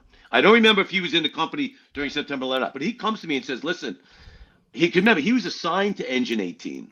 Correct. Right? He goes, I want to go to more first do fire duty, and I have an opportunity to go to 103. What do you think? And he knew I knew the battalion. I'm like, Richie, if you want to go to first do fire duty, that's the place to go. And he did. He was fucking great guy, man. I love that guy. You know? Yeah, I love that guy. Yeah, great guy. Yeah, really. You know, really you know who one of my favorite guys, anyway, John, in Squad 18 was Larry Virgilio. They're from Virgilio's. So freaking love that guy, man. So, do you know his story? Is he in this? No, no, that's not. Right there. That's Times. I'll give you his story real quick. So that's Times Square. That's Brian Smith is the boss. I thought the guy. Patty Kelly to his right. Patty survived the collapse. He's one of the only guys that survived the collapse that rode down with the members to on September 11th. There's Danny Murray. He became the chief of hazmat. Right? Hazmat, yeah. There's Harry Lee Davis from 175. Yeah, man. Yep. And had 20 some odd years on a job when he came to Squad 18. He was such a wonderful man. Absolutely. He was just a great guy. And absolutely. You know, and that's me on the end. There's Larry Cohen next to me. Larry Cohen, short timer. The Dirty Dozen. Yeah, the Dirty Dozen, yes. All wonderful guys. But Larry Virgilio, ready? So after September 11th, A young girl comes up to us. We were at 20 trucks quarters. Comes up to us and goes, I just want to pay my respects. I knew Larry Vigilio. And we're like, oh, okay. Well, how'd you know Larry? Well, we studied together. And you studied what together? We went to school together. Yeah, and what was the school? We went to ballet school together. What? He was a dancer. Nice. He was Had the big love it. bulgy package. Right, and for what she said, thank God he became a fireman because he was not a very But if only we had that information when he was alive. Oh my God, that would have been perfect. Man, I can was only very, imagine the stories. I was very, very close to Larry and Abigail, his girlfriend. We made. Did you see the wine he made? Nah. He made No. wine in the basement of his home in Sunnyside, and it was called Tenement Cellars. And Tenement Cellars. Yeah. Awesome. And the logo on the wine bottle was an artistic rendering of like a light in the cellar of a tenement, and Oh, Pete my Campanelli, God. the lieutenant, made I it remember for him. him. Wow. The So cool. guys in Squad 18 were phenomenal. They were from all over just like you guys do, all over the job. Andy Fredericks from 48 Engine. I mean, I could Kevin my God. Scanlon. I can't remember all of them. More. But What's up? What was the guy there's a from picture of 43? Gary Gary Moore? Moore from 43 Gary Trucks. Oh my God. Gary How freaking Moore. funny was that guy? He was When shot down. when you set the tool to force a door, Gary took full baseball swings to hit the ad's end. It was like thunder. I swear to you, it's a picture of him in front of quarters when we're all just after a job on 10th Street. And it was like thunder. If he missed, it would kill you. There he is. There's Big Moore. Daddy. There's Big Yeah. Daddy. Yep. If he there's the missed, squad it father. would kill you. Yep. Philly Vincenzo right there next to Gary. There's Patty Kelly. John, again. that's how I There's, remember you, Jerry John. Tracy. That's how I There remember you go. you. There you go. That's how Yeah. I remember Yeah. you, right? Like that. Yeah. Who's the guy all the way on the right? Yeah. That's Phil Vincenzo. He was at a Yeah. 56 truck. I believe 56 truck. Yeah. I work- Super Cat. I worked with Scanlon in 16 truck. He was a funny dude, man. Kevin Scanlon and I ended up being chauffeurs with the USAR team. Because really? we were the only guys with Class A licenses. Yeah. Right. Gary Moore is a Yeah, freaking Kevin's a good funny guy. guy, man. Oh my God. Dude, that guy We- was funny. I- He was old school too, man. I traveled to London to England with him to play golf. In the middle of the night, the fire alarms go off in the hotel, but they don't sound like fire alarms like we know. He jumps out of bed and he just starts hitting things like the desk, the wall, the Fucking light alarm, switch, turn it off. thinking that he's turning off the alarm clock. He's just hitting things. Bam, bam, bam. He's like in some insane. That's It's fucking insane. awesome. So I have much so many great. stories that could go on and on. Anyway, I'll tell you, that was the best front door too. 18 has one of the best. Oh my God, I that's don't a know, great man. front door, man. 13 truck had a So- great front door, man. yes, they do. 14 and a lot of them do, but 18 was a very good front Oh, door. The women in the neighborhood, it was a gay. The neighborhood was predominantly gay in Chelsea, kind of sliding up to Chelsea. But Doesn't make 'em the a bad single guy. women. No, the single women knew where the straight men were Bingo. at the firehouse. They would bring the dogs So- by, right? And everybody, you guys had like the dog biscuits and stuff. So everybody, I'm like, Yeah. guys were had getting numbers. I would sit there. Guys were getting numbers. Like, I think there was a woman down the block There you who go. had the restaurant, right? The guys next door had the bar. You guys knew everybody on the block. Yep. It was like incredible, right? Yeah. Didn't he keep Yeah, the Benicio Sutherland Crescendo owned next the to bar. you? Didn't he keep the Sutherland next The to what? you? Kiefer Sutherland lived next to you? Yes, in yeah. Squad 18? That I was already gone. Ah. That was a parking garage when I was there. It got converted. He did, yeah. And his girlfriend would end up in the kitchen of Squad 18 because she'd go to Kiefer and he would be nowhere to be found. So Right. she'd wait for him in the firehouse. Yeah. And great. Yeah, Mauricio Crescendo was wonderful. Indigo, the bar down the block. We knew the bartenders there. It was great. Anyway, What a great that's spot. all that. That's a great spot, bro. Yeah. It was. Now, I had I was there 4.5 years. Right. And it was a wonderful time. We had an event at the Fire Museum that Danny Murray and Jimmy Murray put together. It was an art auction, and that's where I met my wife. I was in uniform, the Blue Magnet. The Blue Magnet, dude. I thought I was the only one that said no that. one can resist that. The Silver Fox in the Blue Magnet. Whoa, dude. And You are This is your wife, right? good and for we had- you. You married up, bro. yes, Okay, I just wanted to make sure. I know married it's up not big emotional, time, but- and she is the wing beneath my feet. Oh, And no doubt, bro. we're still together. She's in the other room, and I love her dearly, and she loves me dearly, and we have a great time together. Dude, and, he that's might Laura, be the my wife, founder Laura. of the I Married Up Club. He might have just taken over the he might. presidency. I might. Good He for might. you. I might. Listen to me. I might. What the hell am I saying? She's a Slovenian beauty. So That's it. yeah. Good So for anyway, Does she like but- riding on the but back of the then- bike all the time? No, but she rides her own bike. What What about going on the fishing boat? Does she like going on the boat with you when you go? Fishing on a fishing boat too. Yeah. No, yeah. I rode on my motorcycle. All right. I got you. Yeah. So, but anyway, it was a great night when we met. You know who was the officer of Squad 18 the night we met? Was Jimmy Amato. No way. Jimmy Amato was the captain. Blinky, Yes. blink. He was the yeah. He was the captain of Squad 1. He got killed on September 11th. But that night, when we met my wife and her girlfriends, he looks at me and he goes, "Get him on the rig now and let's get out of here." So we got him on the rig and got out of that because there were too many eyes and people around. Got him back to the firehouse, had some coffee in the firehouse. It was wonderful. And then her and I disappeared into the night, and we've been together ever since. So Wow. it was great. That's a great. love It was Jimmy story, Amato, bro. though. And it is. And no, it's great. And Jimmy Amato, one of Laura's girlfriends, nicknamed him Hubba Hubba. Hubba Hubba Amato. Because he was a great such guy, good, man. I loved him. He was good-looking a great guy. Italian. Sounds like a He gum. was a great guy. Yeah. Yep. Hubba Hubba. So Yeah. anyway, all right. But Hubba. unfortunately, in those 4.5 years, right, of me being there, we had one really bad day, and what happened there was, Billy McGinn was the boss. Billy McGinn's the first officer to say over the radio, it's a terrorist attack. Billy was dialed in ways you can't imagine. He was a Squad 41 guy. I can't say enough about him.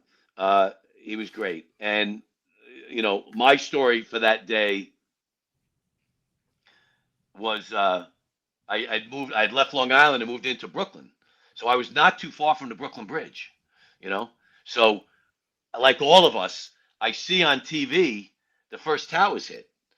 And I'm like, I'm eating cereal. And I'm going, that doesn't look real. What is it, like a drill or something, And then my phone rings and it's my mother-in-law, and she goes, "What's going on in New York?" And I go, Mom, I don't know, but I got to go to work. Click. And I jump on my bicycle because that's how I got around. And I knew I could get to the firehouse in 17 minutes. So Squad 18 was not at West 10th Street then because they were redoing the floors. We were at 20 Truck.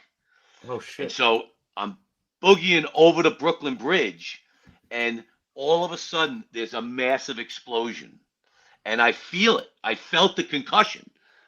And it was a second plane hitting. But I didn't know that. I had no idea. I didn't see a plane. I really didn't know a plane had hit the first tower because I hadn't really watched the news long enough to know that. I took off, I get to 20 Truck, and Howie Scott's waiting for us. And Howie's in the apparatus floor. All the rigs are gone. He goes, "John, it's a terrorist attack. Get your gear." And the fire marshals are waiting for members. They're going to get us right down there. So I get my gear.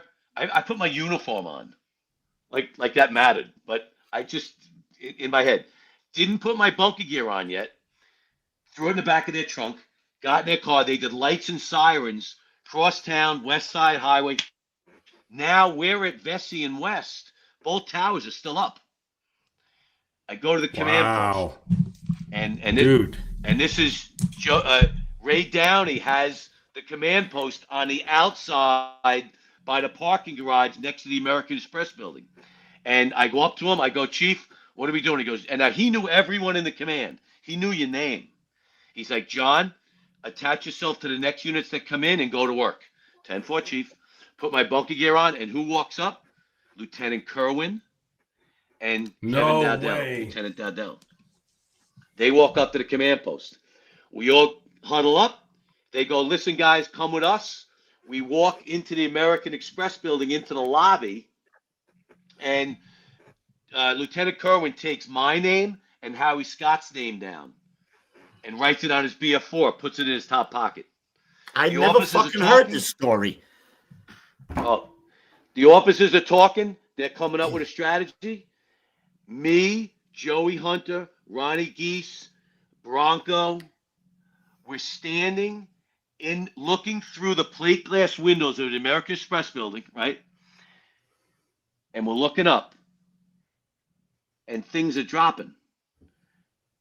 And then certain things would hit the awning that went out over West Street from the North Tower. And when it hit that, boom, it'd make this deafening noise. And one of the guys goes, holy Jesus, that's people jumping. That is when it got real for all of us. Dead silent. Holy shit. This is real. And so I go to Kerwin, hey, boss, Howie and I don't have masks. He goes, all right, John, go get masks. If we're not here, we'll be in the South Tower lobby. 10-4. So Howie and I take off. We're looking through the rigs, but all the rigs are stripped, right? Because there's more than 6 guys on every rig, as well as other guys, so there's nothing. I don't remember seeing Rescue 1 underneath the North Walkway. Don't ask me why. I don't know why. But we checked the rigs, nothing. I get the hazmat that's up at Vesey and West. What does hazmat always leave behind? One guy. Yeah, it was Joey Iovino, right? Was it Joey Iovino? No. Or Castagna? In this case, it was Tony Castagna. It was Castagna. Exactly. That's who it was, right? So he's in there, and I open the door, and I go, hey, Tony. He goes, hey, John, we knew each other. Hey, you got masks? He's like, yep. He was saving the level A setups that were underneath the seat. We pulled them out, Howie and I, and 2 other guys. We put half-hour cylinders in, and we go to step off, and he stops us and goes, hey, guys, you want our bottles? High-rise fire. Mm-hmm. You know what? More air is better than less air. I don't want to carry an extra cylinder. So now we're not getting up into either of those towers for hours, right? You got to get there. We're going to have to walk up. The elevators are messed up, right? So, okay, yeah. We took, 2 minutes, 3 minutes. We switch out our cylinders. Now we got our cylinder on. I think I had a rabbit tool and a pike ball. I don't even know. And we start walking south, and we get under the North Walkway, and Howie Scott's looking up. I had been looking occasionally back, and at one point I see 288 and Rescue 4 in a 2 single file walking across West Street over the Jersey barrier and heading towards the South Tower. So I know they're in the South Tower. They're not going to be the American Express building. And as we get under the North Walkway, Howie's looking up, and he just goes, oh shit. And I remember looking up, and if you remember how that tower fell, the top of the building sat down for a second, and then starts coming down. It won't be the old school tip of the day, but you should never run on the fire ground unless a building's about to fall on top of you. Then you're allowed to run. And you So run him like and I fucking run hell. north. Right. Wow, But that's how incredible. fast can you run with bunker gear and a cylinder, right? I run, and there's a white van under the North Walkway, and Howie kept running north. I make the turn. I see the back of the van. I shoulder it, and I go, I don't know what's about to happen, but here we go. Never heard a sound. Swear to God, no sound. I know, pitch black. Not gray, not pitch black. And I go, I guess I just died. I guess that's what death is. I don't know. Right? But I try to breathe, and I can't. The density of that smoke, the dust. The dust. Yeah. So, but I got a cylinder on. Okay. Right, but I got a mask. Stopped breathing, held my breath. I remember I took my helmet off between my legs, just like we're on a fire floor. Turned the cylinder on, shook it out, but you really couldn't shake it out. Put it to my face, and I went, and I could breathe. Okay, I'm not dead. Masked up. Now I go to walk north, but I trip and fall because I can't see my feet. So I crawl. I'm crawling north. I go, you know what? Let me just get up towards Chambers and let's see what happens. So I'm crawling. I'm not crawling north. I did a big circle. When the dust settles, and I can start to see who's the first person I see. Howie. Ray Downey. Oh, get the I was going to fuck. say Downey. I was Ray Downey. No, Howie's gone. Howie's up north. I don't know where Howie is. I see Ray Downey. Take my mask off, walk up to Chief Downey. He's like, John, get everyone and just let's get them north. We'll reconstitute the command post up by Chambers Street. Get everyone. With that, Commissioner Feehan grabs me. And he didn't know me. And he goes, 18, because he could see my helmet. 18. There's a fireman down at Western Liberty. Go get him. Now, I didn't have a radio or anything, so I didn't hear any of that chatter. And he goes, and take this probie with you. What's the last thing you want in a situation like that is a probie with you. I know. Right, exactly, right? But he came with me, and we headed south, and a bunch of things happened. I won't say anything. But I remember saying to him, that tower fell down. That tower is injured like this tower. It's coming down. I don't know when. Keep your eye on it. We get down there, get down south by the south walkway in that vicinity. The hotel is destroyed. The south tower's down. And the firemen are all walking around like zombies. Guys are bleeding, busted up. They're just shot. And I'm like, does anyone see a fireman down? Nope, no. So I start to look up into like the corner of the hotel. You're looking at a hole. Almost fruitless effort, but you had to try something. And with that, I hear Latimer. That kid's name was Latimer. John. And in the distance, I hear another tower. I never looked at it. And the other tower's coming down. I jump off that pile. Again, I run. There's 4 ambulances lined up. I dive into the back of one. And I think I said a few Hail Marys. And it got so loud. I never heard any of this, bro. No. And again, the wind blew the 2 doors of the back of the ambulance shut. Yeah. Swear to God. So now I'm in the back of the ambulance by myself. And it's so loud. And then it goes silent. And then the earth shook. The whole earth went like this. And I'm in my head, I'm going, what the hell is happening? This is not real. This is like nothing makes sense. And I remember at one point, I cracked the door of the ambulance open. I look out, Armageddon. Rigs flipped over. The Rigs are on fucking moon, fire. right? Yeah, the it looked like building's the on moon. fire. And I remember I shut the door. What the hell am I gonna do now? Right? Yeah. Okay, but guess what? You do. You do what a fireman does. What we all, like any of us would have done. I put my mask on, went on air, helmet on, stepped out, and then started searching. I ran into Dave Drury, Joe Drury's father, who's in Rescue 3 now, and him and I kind of went together, became a unit. We got a couple other guys, another unit, and then I'm not going to go on anymore because we're killing time now. But there was so many efforts of search and rescue, and then the planes flew over. Then another plane was coming, and people ran, and it was just mayhem. Holy shit! Mayhem. And the other building collapsed. It was like But crazy. Right. Yeah. And in the afternoon, the other building laid down, which is crazy. I know I laid down, but anyway. But, you know, I just, you know, what can I say? From every moment from that day forward was a blessing for me. I got Hell lucky. yeah. You go No left, shit. you die, you go right, you live. That's all that was. And my story, that's mild compared to what other people went through. Frankie Fee and guys that didn't have masks, they suffocated. There's no doubt people suffocated to death because you couldn't breathe that stuff, you know? But I do think thinking like a fireman, right? One, get a mask. Two, stay together as a unit. Three, listen to orders. Four, common sense. Bigger cylinder, more air, high-rise fire. Those all, listening to Chief Feehan, all those little nuggets saved my life. Yeah. You know what? And How it's many, just how insane, many, you know, like, how many rigs got crushed? You could have jumped into the back of an ambulance that got crushed, man.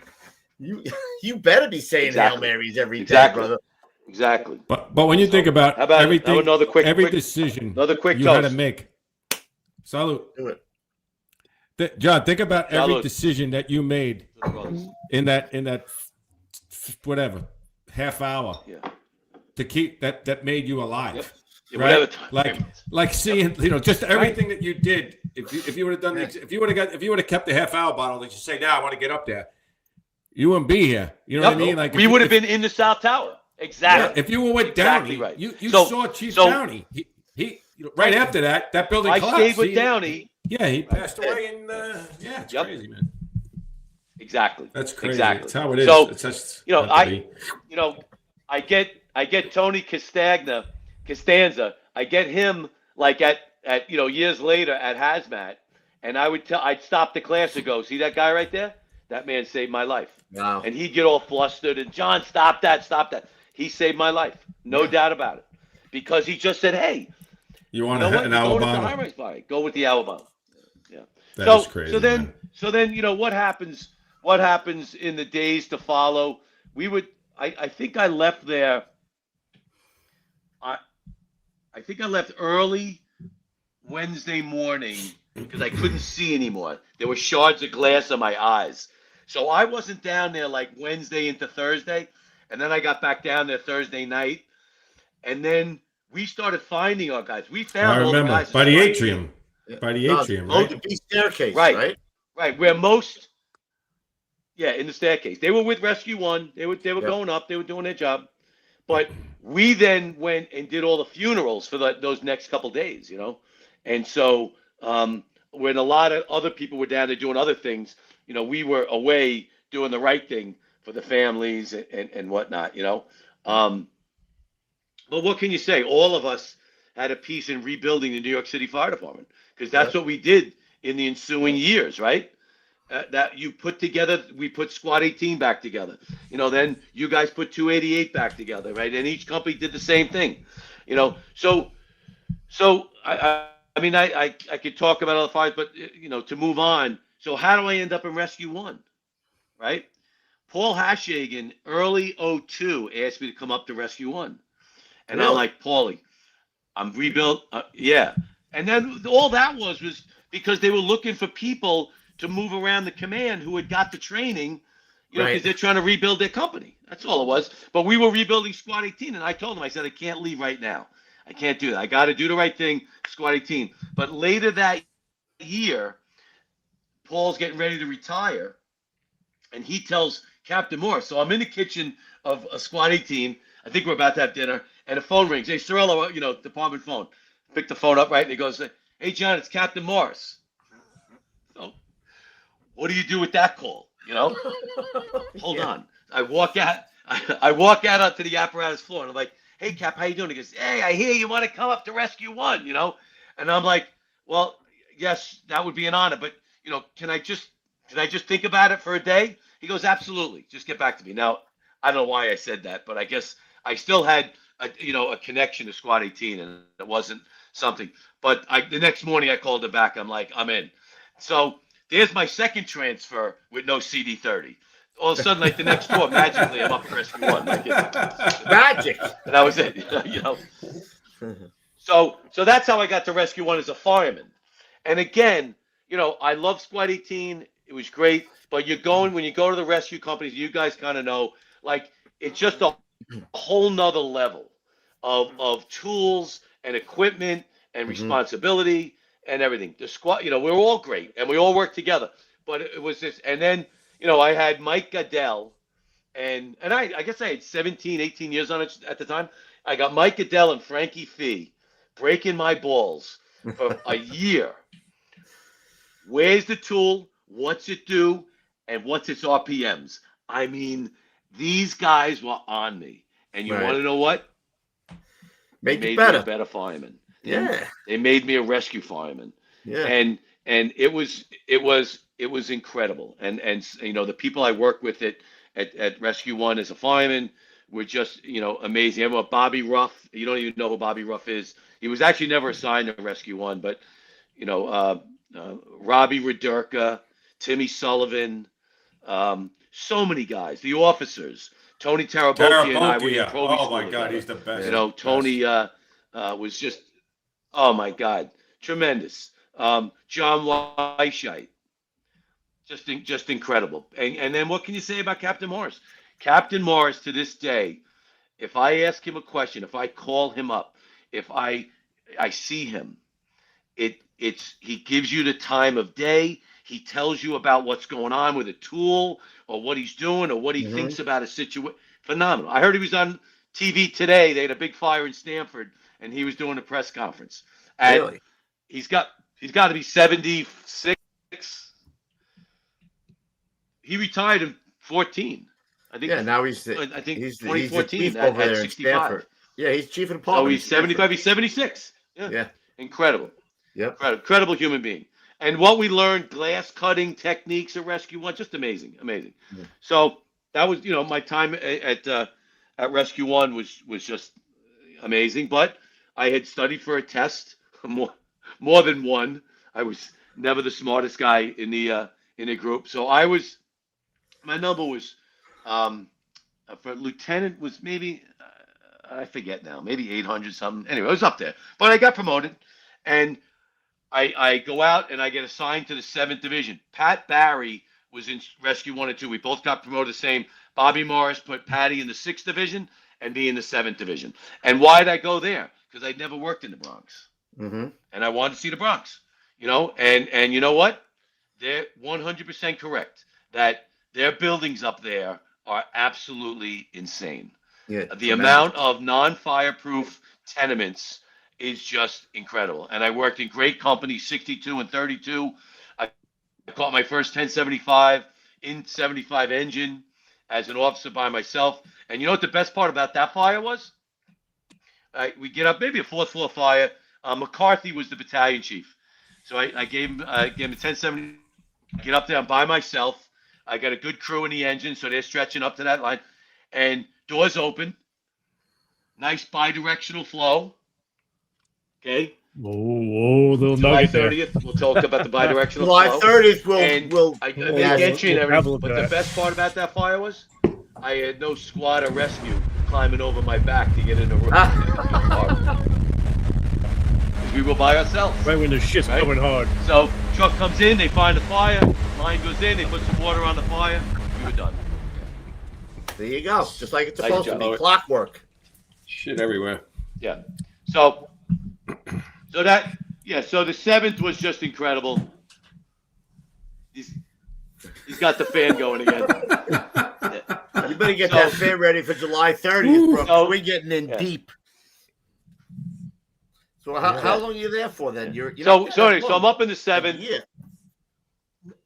No, not at all. Not at all. And I'm in the 7th for a short time. I get a call to go back to SOC to do the SOC Support Ladder training. And so, I think at the time, I guess that was my daughter was young, so it made sense. It helped the family out for me to get back to SOC and do that training, which was great training. And and the crew that was working that unit back then was you had Brian Sullivan, you had Donnie Schneider was in charge of it, Dominic Bertucci, We had great guys. Captain of 18 And now. the funny thing, what's that? He's the captain of 18 now. Say it again? Bert. Yes, yeah, absolutely, yeah, absolutely, yeah. Hold on. Very, very He might have smart better individual. head than both of you guys. He might have better hair than both of you guys. Very true. He does have good. He does have good hair. Yeah. He does. There's no doubt about it. So, the funny thing that happened there was two things.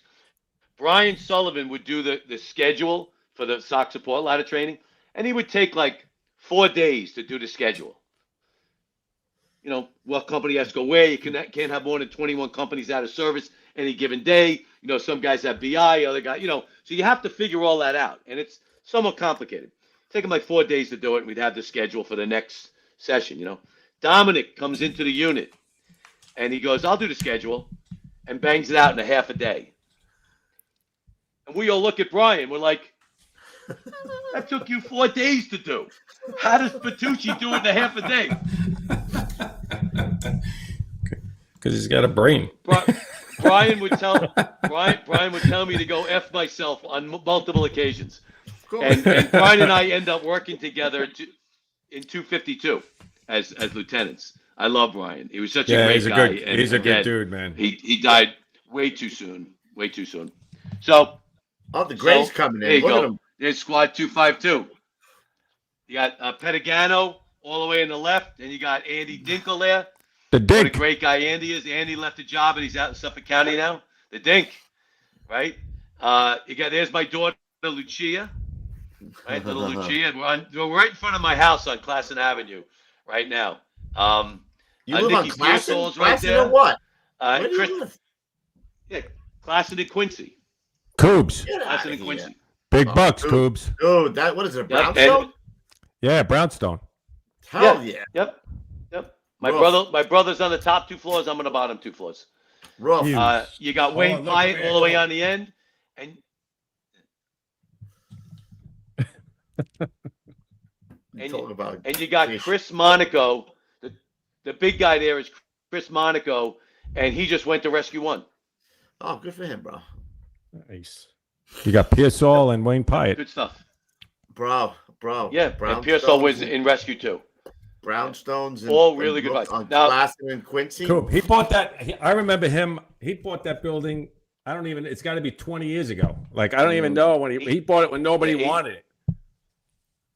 Yeah, 18 years ago. Yep. He don't even know what I to do raised with my that daughter money. there. I raised my daughter in the city. Yeah, And he never paid for parking or So- anything because he took his bike everywhere. that's right. There you go. There you go. I do have a parking spot in a Oh, building. all right. I do. Of course. Hey, there you go. Come on. So That kind of money you got to So one of the great. So then when Joe Jordan got promoted out of 252, right. he tells Tony Chicarico, to grab me.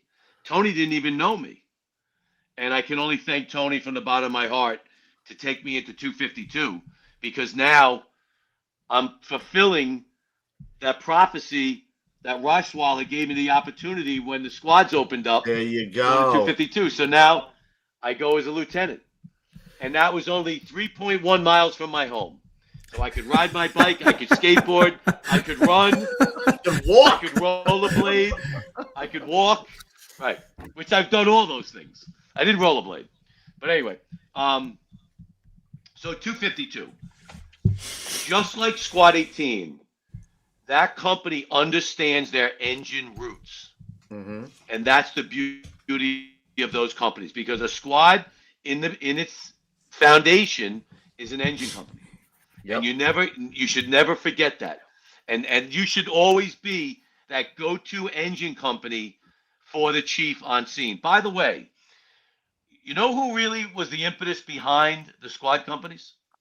It was Commissioner Feehan. Commissioner Feehan. And it wasn't about hazmat. That's where they got the money. And that helped because the Y2K was coming. But he said that the rescues are spread thin. The rescues are spread thin. And if there's a dive job in Manhattan, 2 rescues are in Manhattan, a chief doesn't have a go-to company. And that's where the squad was going to fill that role. And they picked slow companies, right, that were going to close. Yep. They enhanced their capabilities and gave them the fires to gain interest in the membership. And I think it's been brilliant ever since. Yeah, it has been. So 252, amazing company, really great firemen, great officers. Tony kept a really good, tight house. You could not BS Tony Ceriello. He was an excellent captain on all levels. He really, really was. And a great guy and fun to be around. Like, he's just a good dude. So one of the craziest fires we had there was what is the day before Labor Day weekend? Juve night, right? Night Juve. What do they call that? Yeah, it's a big party in Brooklyn. It's based in the Caribbean. Party right before Labor Day. Anyway, it's insanity. What could go wrong? Insanity. And what could go wrong? And there's a fire, and it's on YouTube. It's a YouTube channel, YouTube piece on it, where it was duplexes. It was a Hasidic building with duplexes. There was fire everywhere. Tommy Richardson was the incident commander, and we get there, and the truck companies are punching windows with the aerial. A lot of them had window bars, and they wanted to get the window bars out of the way. But my opinion, that was a terrible idea. All right. The West Indian Day Parade is what they call it. I think they call it Juve night. But anyway, and they're punching windows and just spreading fire everywhere. Right? If you don't have lines in position and you're taking windows like that, you're just going to make the fire bigger. We'll talk about it on July 30th. On July 30th. I don't want to keep using my electric. So Tommy, Chief Richardson goes, John, get us a line. So what does a good squad company do? Get a line. So we get a line, we stretch it to the front of the building, and then another engine shows up, maybe 217. And so right away, we hand the line off to 217, we grab our tools again, and we go in. And the fire's going between duplexes. It's burning stairwells out. There's doors everywhere. We're forcing doors, trying to get to the fire. At one point, there's a renowned truck company who's forcing a door in the rear of the building. And I come up behind them and I go, "What are you guys doing?" And they're like, we got to get in. I go, "That apartment goes to the rear of the building. There's no fire back there." What's you? I'm not listening to the squad. Okay. Nah. Rescue 2 force the door. They go in. They thought they had fire in there. We stretch a line in there. There's no fire in there. We come back out. Finally, Nicky Pearsall and his name will come to me, a member of 252. They forced the upper portion of a duplex, an outward swinging door in an alcove. What a tough door to force. And they did a great job. They forced the door. We find the what's left of the rest of the fire. We get a line in there, knock it down. We're out of air. We leave the building. 252 did a job of 10 companies at that fire. It was unbelievable how well the guys operated and everything. And months later, I see in the department orders all the companies at that got unit citations. Everyone. I fucking love it, man. I love it. But us. Everybody but 252. We got nothing. Love it.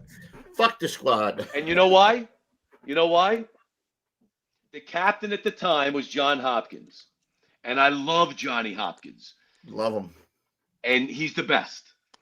And the chief calls Hoppy when he's working and says, "Listen, we're putting everyone in for a unit." And Hoppy tells him, "We did our job." Yeah, he's old school. He's old school. That's Hoppy. He's old school. But that's Hoppy, because that's how Hoppy is, and that's okay. It's okay. But our guys busted their ass and did an amazing job. So anyway, but there were, we went through a lot of fires there. I could I could show this off. So that was my 252 helmet. Nice. It went through a lot of fires. If I smell it. Anyway. He's like, Anyway. Anyway. But and by the way, on July 30th, we're going to talk about leather helmets. Okay, I wore Leather helmets most of my too? career, and Wow. we'll get into that because there's a science. There's a science behind. There's a science behind that too. All right. The science So of fire. So then, The science of fire, there brother. you go. July 30th. So now, What? yeah. What, So what was now that date I again? do- It's not a lot of hot air. Oh, Not bad. Come on, that's not bad. not They bad. did- That was a little left field. That's all right. I did 7.5 years there. That's a long And- time, bro. It was a long time, and it was a great time. Mhm. And I there's so many stories, really a lot of good jobs. Wayne Pyatt to this day hated me because if we were ripping down Knickerbocker and we could beat the other engine in, I think it was 271 coming in the opposite direction, I would tell him to slow down. He hated me for that. But I didn't play that. I didn't play that game.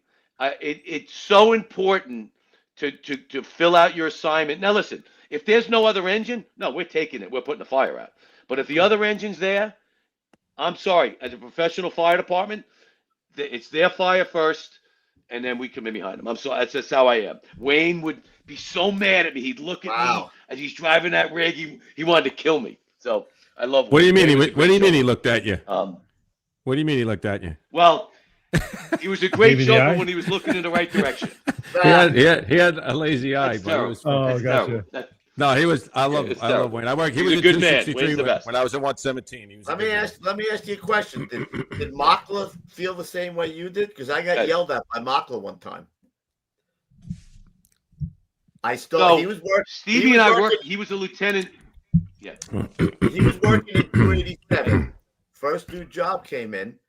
287 was all the way at the end of the block. I took the hydrant in front of right past the building, and he was fucking livid, bro. He was livid. He came up to and Captain Evans said to me, "Don't say anything. Let him say whatever he wants to say." And he fucking tore into me. I'm like, I thought this guy was in soccer. I thought that's what we do. He's like, no. Yeah. What level was Stevie there? Was he a chief? I don't know. He was working in 287. He was either a lieutenant or a captain. I don't remember. Oh, He was just okay. covering. Yeah. He was just covering, but he was pissed He that I got over it. I was just gonna worry. I didn't really just took care. it right out of my Either way, mouth. You'll I get didn't over it. care. Yeah. Now, Rather but beg for now listen, forgiveness. I grew up in the 3-9 battalion, dealing with 290 all the time. So I get all that rivalry. But I will tell you this, honestly, you guys have to admit one thing. There have been numerous fires that let's say that Mix-up, racing into the mix-up, boxes has the caused mix-up. confusion. The mix-up Absolutely, has caused confusion and gotten I people agree. hurt. I agree with We're a that. professional fire department. So that's I would all I'm agree going with to say that. about that, right? I would agree with it. Let me ask you a question. Are we Anyway, going to cover all right, that? so- Are we going to cover that on July 30th? Not really first, second, and third, too. That we've got too many other things to cover. All right, we're loaded that night, baby. We better have 3 or 4 hours. All right. for this, right? Yeah, we are. All right. All right. So now I get. Things are falling. I could have easily stayed at 252 for my whole career. You know what I mean? But you went and get promoted. Yeah, I Did could have some silly easily thing. stayed at 252 the rest of my career because it was a great place. But I wanted to be a captain. My first captain in 225 was a Captain Patty Corcoran, who was a tremendous man. And by the way, you know what he said to me as a young fireman? He said, and he would break it. Yeah, he'd break into a brogue. Don't listen to these guys. No. He said, you're a better fireman with your mask. And the man never brought a mask. So crazy. But Wow. that served me well on September 11th and in most of my Hell career. yeah, 'Cause man. right now, my lungs are good. And I'm glad for Good that. for you. So anyway, my promotion to captain was interesting in that I was 412 on the list. And they weren't moving very quickly. right? So Chief D. Domenico, maybe a year before I got promoted, was like, Johnny, it's not happening. You got to have to take another test. And then things got accelerated, right? And so Mike Galla is the chief of personnel at the time. And they promote 409. So 409, 410, and 411 are tied. So they have to promote those three. I'm left out.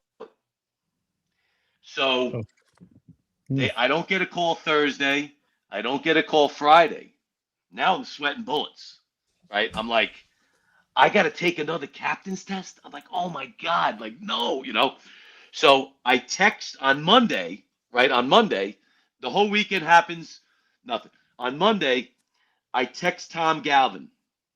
Chief Galvin and I had worked on all of the Science of Fire, July 30th. July 30th. Yes. Program. So That's got to be worth I something. text him, Chief, who should I go speak to on Tuesday at headquarters to plead my case, to promote one more guy? Right. And so all I get back from him is, I'll take care of it. Okay. Wow. Chief Galvin lives in Rocky Point, Long Island. Mm-hmm. He would get up at 3 a.m., get his chief's car, and drive into the city and do a lot of texting on his way in. He texts Commissioner Nigro and Chief Kilduff. He texts him at 3 o'clock in the morning about my situation. Right. So, all right. So I don't know this though. Right. Remember Billy Quick? Yeah, of course. Yeah. So Billy Quick's plaque dedication day is that day, and I was going to go to the plaque dedication, but I was like depressed that I'm not getting promoted captain. At that promotion dais, Nigro's standing up on the dais, and Kilduff is next to him, and Nigro leans over to Kilduff and goes, "Did you get that text, that email from Galvin at 3 o'clock in the morning?" And Kilduff goes, "Yeah." He goes, "What should I do?" He goes, "I think you should promote him." That's how I got promoted. Holy shit. Just like that. And so I made captain. Exactly. And with captain, Galvin at the ceremony says to me, "John, I could use you in my office for a little while. What do you say to that?" You better say yes, sir. Yeah. Yeah. Exactly. You want me to clean your toilets? For 1 year, I don't care.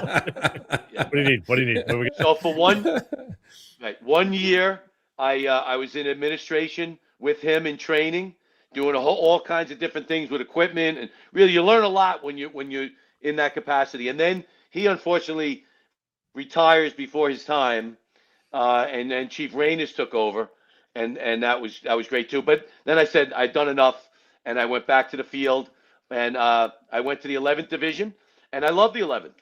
I did a lot of drilling with the members there. Again, they're challenged because there's not a lot of fires in the 11th Division, right? But, you still doesn't matter where you are. You got to be ready. So I love the 11th. I live in the 11th, so it was easy for me. I got calls at 9:30 in the morning all the time. "Hey, Cap, can you We work?" need somebody. Yeah. Cap, get on your bike. Because I was living there, and they didn't have an officer. Right, okay. Right, I got on my bike. Showed a picture of the bike. Showed a picture of the bicycle. Oh, we got a picture of the bike? Come on. Bring that up. Do we? I don't think we do. So- what number is it? It's got the trailer off the back. I think I put it in there. No, I don't have Anyway, it's definitely not the one you said. I 'cause went did through everything. like 3 years there. Stick it there. Did you work in Somewhere. 210? If not, maybe I didn't put it in there. Anyway, No, I don't see it. I've ridden my bicycle with my gear to every unit in SOC. Maybe Maybe I didn't put it in there. I probably didn't put it in No, there. it's It's okay. not. I'll double check, but it wasn't not in the email. It's all right. Don't worry about it. It's fine. I rode my bicycle to every unit in SOC just because that's what I did. That's all right. That's awesome. No worries. I probably didn't put it in. I did work in 210. Yeah. You did? Yeah, I did. It was nice. I could walk there, you know. So That's how I knew you where you lived because I was assigned to. then 210. I'm at the Rock in the spring of 2019, and I get a call from Joe Cunningham, Chief Cunningham. You know Joe? Yeah. All right, don't worry about it. It's fine. I know Chief Cunningham. I don't know Joe. He says, "Listen, Like Ed, you know, do Ed. me a favor, Ed. and the favor is I need you to cover and rescue one." And that's how I ended up. No, don't worry about it. It's fine. Don't worry about it. Wait a minute. I'm calling Yeah, bullshit. so that was how I got to Rescue One, and you know, as being a fireman there you go. That's how you went to Rescue One. Anyway, so you know, I then end up in Rescue He One. fall and then, behind. you know, He's how got the some delay. system works. Yeah, now it comes and goes. It's crazy. Oh, That's well, how you feel. Wait a I minute. call him Wait both. a minute. Time out. Let me call he's time by the out. way, fantastic. Time guy. out. Time On so out. many Time levels. out. Time out. He There's just really gotta is really upstanding guy and a great chief. He's way behind. Really, really good Yeah. chief. He's retired now, obviously. So here I am. I'm in Rescue One, and you know what? Here you go. Good All right, night. look, there's got to be more to that story than Chief Cunningham called me to cover Rescue One. Well, no, I wasn't the first call. Oh. Oh my. Yeah. Oh my. We're gonna say who it was. Who was the first call? Yeah. Big summer blowout. I know what you mean. No, what it was is I'm not going into any details, but there was an issue going on at Rescue One. Right. Ah, I remember. No. Any No. that was going on there. Oh, we God gotta is take this guy. God is my witness. No. That is exactly how it happened. Yeah. Now. No. He's like, Nope. no. He's like, Now, I'm losing you a little bit. okay, there you go. Don't move. Was Chris Rigoli. Because Chris was senior to me. So he was senior to me. So that's why they did it. Yeah. Mhm. Yeah. So anyway, I'm now at Rescue One. And then when it comes time to actually get the spot, that's different. Then it becomes more political and stuff like that. But that's a different story. But anyway, I get assigned as captain in January of 2019. And what can I say? Like, it was a dream come true. I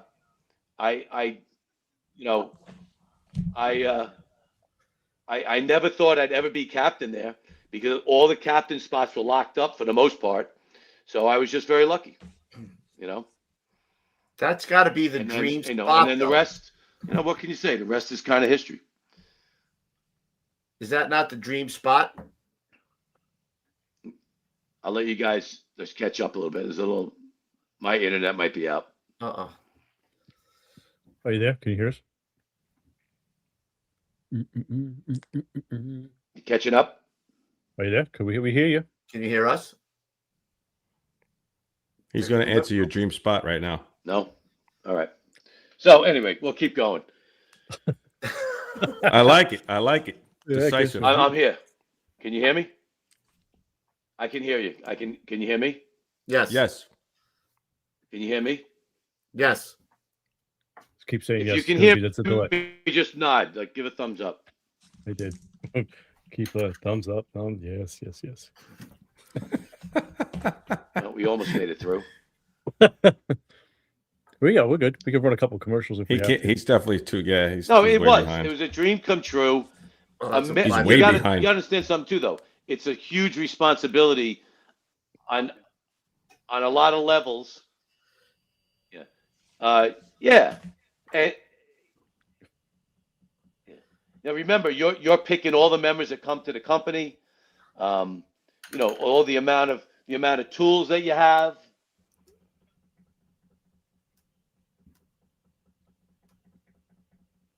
You're probably seeing us giving the thumbs up right now. Yeah, there's no doubt. Let's get them to come back in, Gons. Let's play some commercials and get them to come back in. All right. Catching up at all? Yeah. Do you have a cell phone number? You want to call them really Catching quick up? and let them know? Yes, no? Can you see Can me? you hear us? Yes. What? Can you hear us now? Can you hear us now? Can you hear me Can now? you see me? Can you hear me now?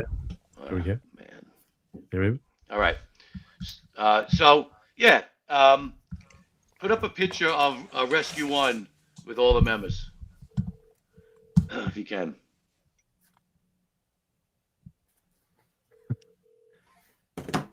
Oh. Let's see how low. We'll wait a couple of seconds, count it down, and see how many before he Yeah, realizes. just let him go with it, man. Don't Yeah, keep interrupting. I'm gonna try to go to my phone. Okay. All right. So what we'll do is. Oh yeah. Yeah, you want to knock him out? Knock him out. Yeah. So you Let can me go. kick him out, and let me play the 2 commercials that we have in the meantime. All right. We are going to hear from our friend. Somebody wrote it must be windy out. Is that what it was? I'm gonna hit him with that when he comes back. Oh, Jeff, I don't know who that's a new Dude, name. that Anyway, is all right, perfect, bro. Fucking tornado, hurricane up there. All right, let's listen to Vince from Arbortough. When my it comes God, to that's firehouses, the floors take a beating. Boots, waters, tools, apparatus traffic, it just never stops. That's why departments like the Gloucester City, New Jersey Fire Department and so many others trust Armor Tough flooring and tile. From the hallways to the training rooms to the apparatus bays, Armor Tough delivers a clean, professional finish built to handle the daily grind of the job. Durable, seamless, and designed specifically for high-demand public safety environments, this isn't just flooring, it's infrastructure you can count on. And it doesn't stop at the floor. Take a look at the Grove's gear racks, built with integrated security features to protect turnout gear, personal equipment, and department assets. Secure storage, smart design, and built to last, because your gear deserves the same protection you provide to your community. If your department is ready to upgrade its space from the bay floor to the gear room, reach out to Armor Tough Flooring and Tile, built for the fire service, built to last.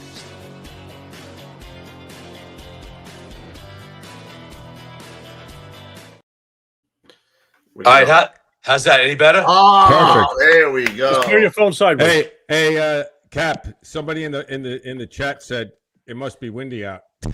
Yeah. Those flow paths, you know. Maybe. All right, so Yeah, we're we- up to.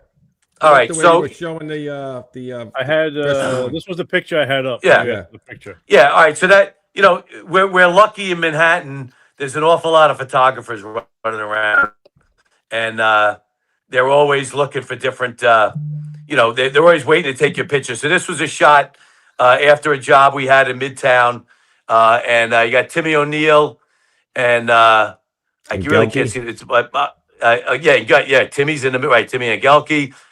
There's Eddie Bergen, myself, I think Eric Roseland, and Jack McNamee. And then the 2 guys on the side, One of they them's were an riding actor. with. Yeah, exactly. One's an actor. He was married to Angelina Jolie years ago. Yes. Oh, that's John. That's the guy we met at the That's Leary we event. met him at the Leary the thing. Yeah. There you go. Really, Coming on the show. really good guy. Good guy. He's a volley too. Yeah, he's a On Fire Island. Fire Yeah. Island, yeah. Yeah. Yeah. So that's awesome. Yeah, good stuff. Yeah. So anyway, what can you say? With Rescue 1, we had so many. You don't get the amount of fires, but you get a lot of crazy technical rescue stuff, just like what just happened, right? With someone falling down a steam hole, which That's is just incredible. crazy. Yeah. That's crazy, man. I mean, what you do but when you get fires, you get some crazy fires too, though, man.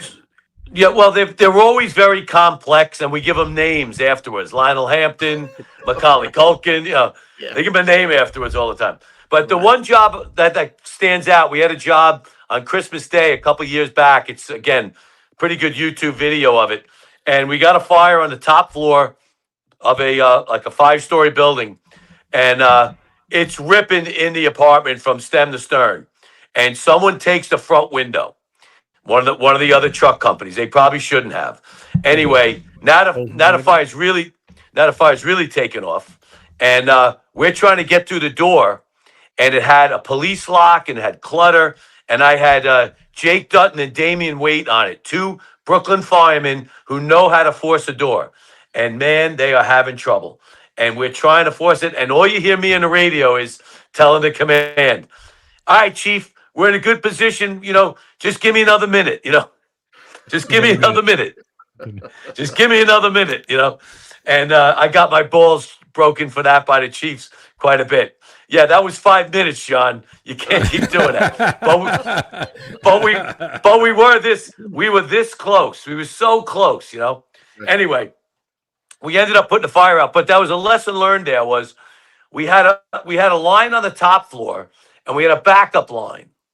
And I recommended that the backup line go out to the fire escape, go up, and put the fire out through the window. And the chief wouldn't do it because he thought we were in danger and wanted that backup line backing up the first line. Where in hindsight, I should have just said, Chief, we're perfectly fine, right? Even if we get this, once we get the door open, we're still going to use the door to control the fire. And then we have a charge hand line. That second line could have went up and put the fire out. And instead, he brought a line from the street, which took forever. And that fire just rocketed out the skylight and through the air shaft and out the front window. So it was a spectacular fire. But in the end, it really shouldn't have been. So anyway, you try to convey what you can to the chief in the best way possible, and they're either going to listen to you or not listen to you. They have a game plan in their head too, so you have to understand that. So yeah. How do you like triple subcellar fires? Somebody mentioned it earlier. Well, just don't. You can't mess around with them. You gotta be on air, and you gotta know your time frame. I mean, I think of the Davidson fire. All right, he hung in the basement too long, out of air, and then when he went to try to exit, the first floor was on fire, and he got disoriented and he died. You can't mess around with anything below grade. I don't care what it is. You got to pretend. Think about when we do a dive operation in rescue. You come out of the water with 500 psi in your cylinder. You don't come out of the water with 0. But yet guys in the fire service want to run their cylinder down all the time. If you're on the second floor of a private dwelling, it's not a big deal. If you're in a triple subcellar, it's a very big deal. So you got to know. I'm not a big fan of the triple subcellar. Yeah, you got to know, man. And again, that's part of being a Manhattan fireman, right? And that's just the way it is. I do. How many guys would come interview for that place? I mean, you must have had a list a mile long there. Nah, but the list was probably about 30 long, usually 20 to 30. It would fluctuate. And remember, it's not a list. And you know who taught me that? Ready? The number 2 captain. Okay? Because the number 2 captain, I had him always call me the number 1 captain. Really? Yeah, absolutely. He'd admit to that because literally I was the number 1 captain and he was the number 2 captain. Right. But no, Liam's a good friend of mine. Liam's a fantastic guy. Liam said, it's a pool. It's not a list. A pool. I like because what happens is when a guy comes to you and you can have 10 guys on the list and then all of a sudden you get a former Marine out of a company that is killing it and he's a superstar, he may go to the top. He may be in that. I pick from the pool. I don't pick from the top. What would be some of the things that you would look for, though? What was? Listen. Remember that we talked about that time earlier when I was a volunteer fireman, racing fire trucks, right? I probably would have been well served joining the service, But you got to remember, 1980 was only 5 years from leaving Vietnam. Right. It was still a negative connotation, not like it is today. And when I look for people for Rescue 1, military service absolutely was a huge component because no matter where they were from, like Cody Shrum, Ladder 107, former Marine, he's from Western Nebraska, and he's phenomenal. phenomenal. Jake Dutton wasn't in the service, but he was from Lake Tahoe. I took all kinds of different guys. But anyway, yeah, you look for someone that is I think a about that. tradesman. Eddie Sanchez, right? All those guys. Right. Great All guys. those guys. Yeah. Some sort of military service, a trade, how they work with their hands, and then you got to look for a little special something. Sometimes it was in the interview, your interaction that either turns you off or turns you on. Right. It depended. It was very, very hard. And believe me, now that I'm retired, that is one of the things that I did not like doing, telling a guy, no good. it's not going to happen. It was terrible. It was terrible. But there were reasons why. You know why? Because the company came first, Right. not who my friend was, not someone's uncle. If you look, and some chiefs may have been upset with me, I was asked to take some of their sons, and I didn't take them. And it wasn't because of who they were. It was that they were on list to be lieutenants or whatever. Like they just weren't the model of what I think is the right thing for Rescue One. And because of that, I didn't take them. Sorry. Well, you don't want to put all this work into somebody taking classes, and in 2 years the guy's going to be gone. Like that doesn't make any sense. When you could have the same guy who's looking to stay for 5 years. How long would you give a guy before you're not making it here, man? Like that. So I was more lenient than most.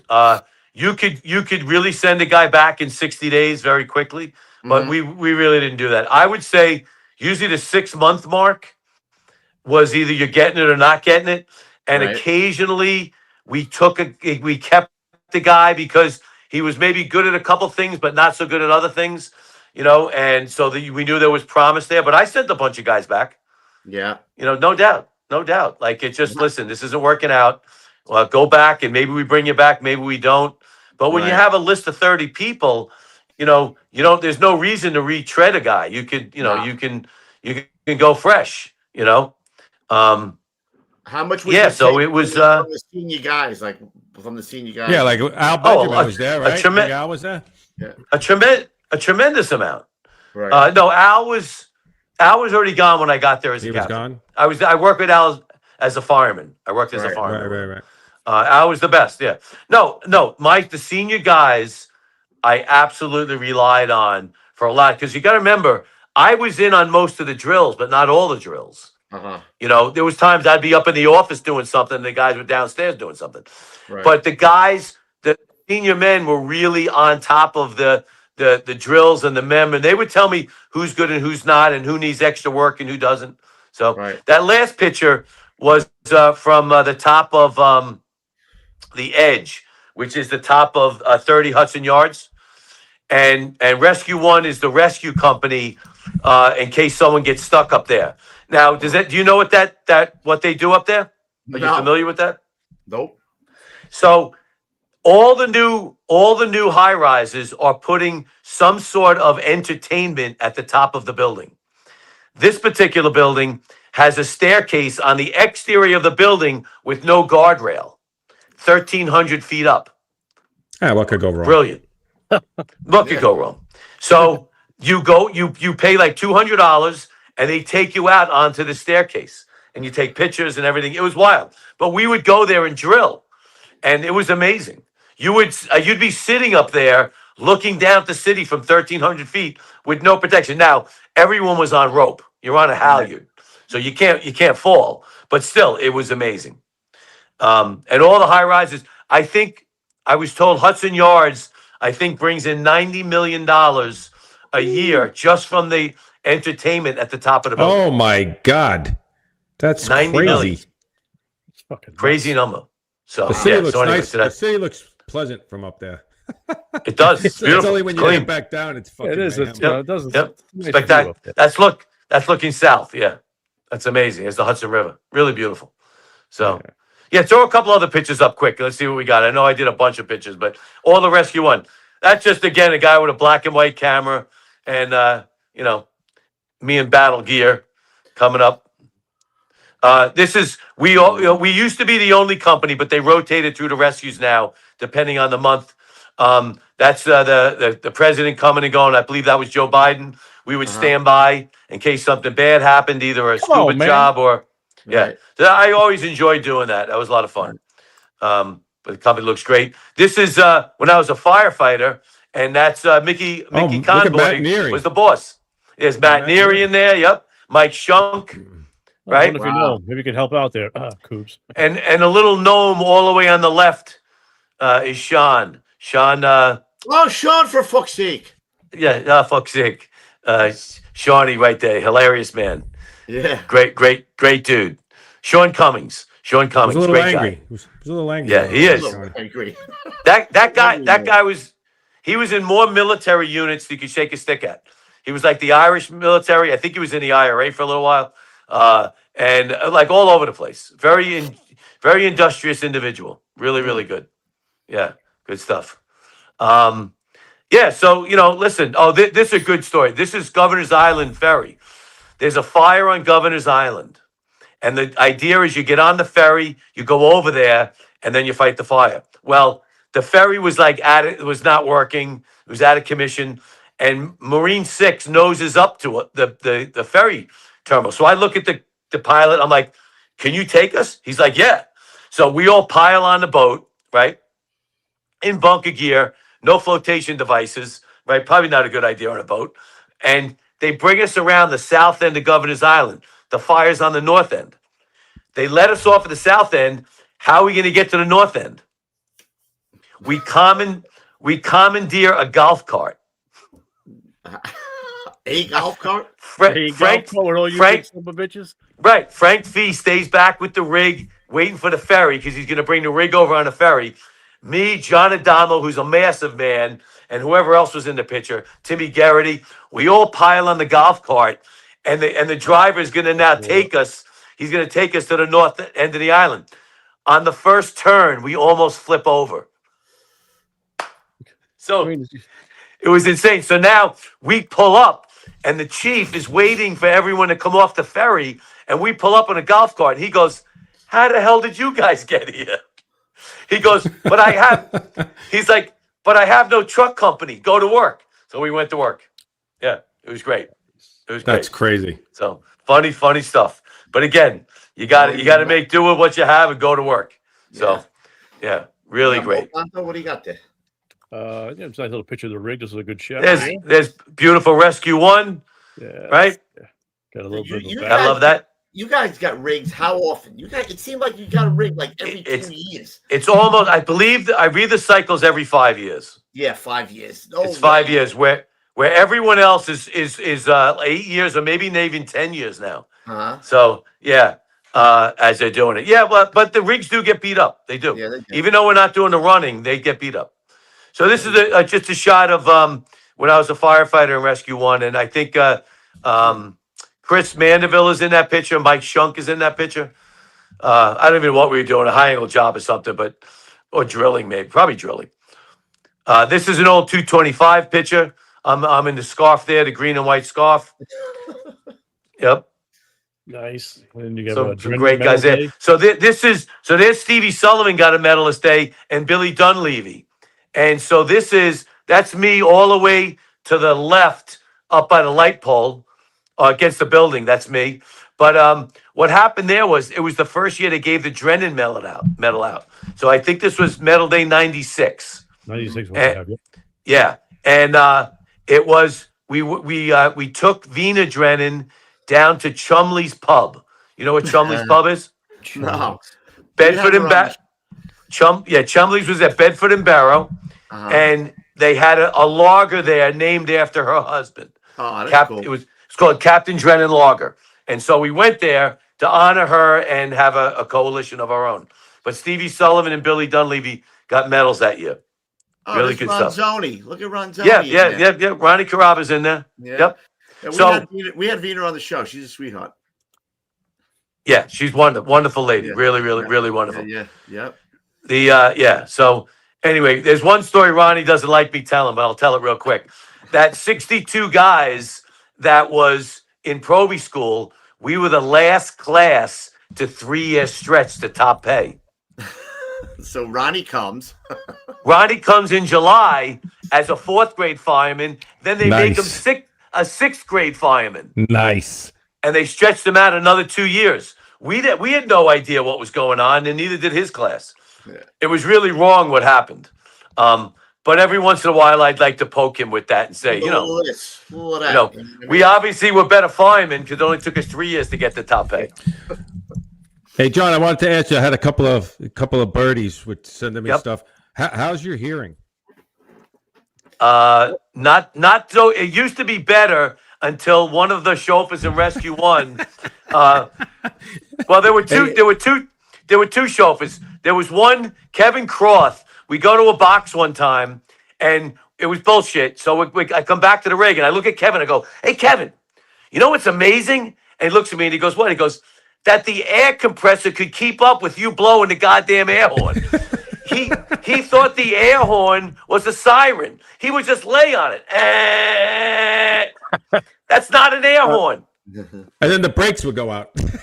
Exactly. Yeah, right. The air horn is the exclamation point for the siren.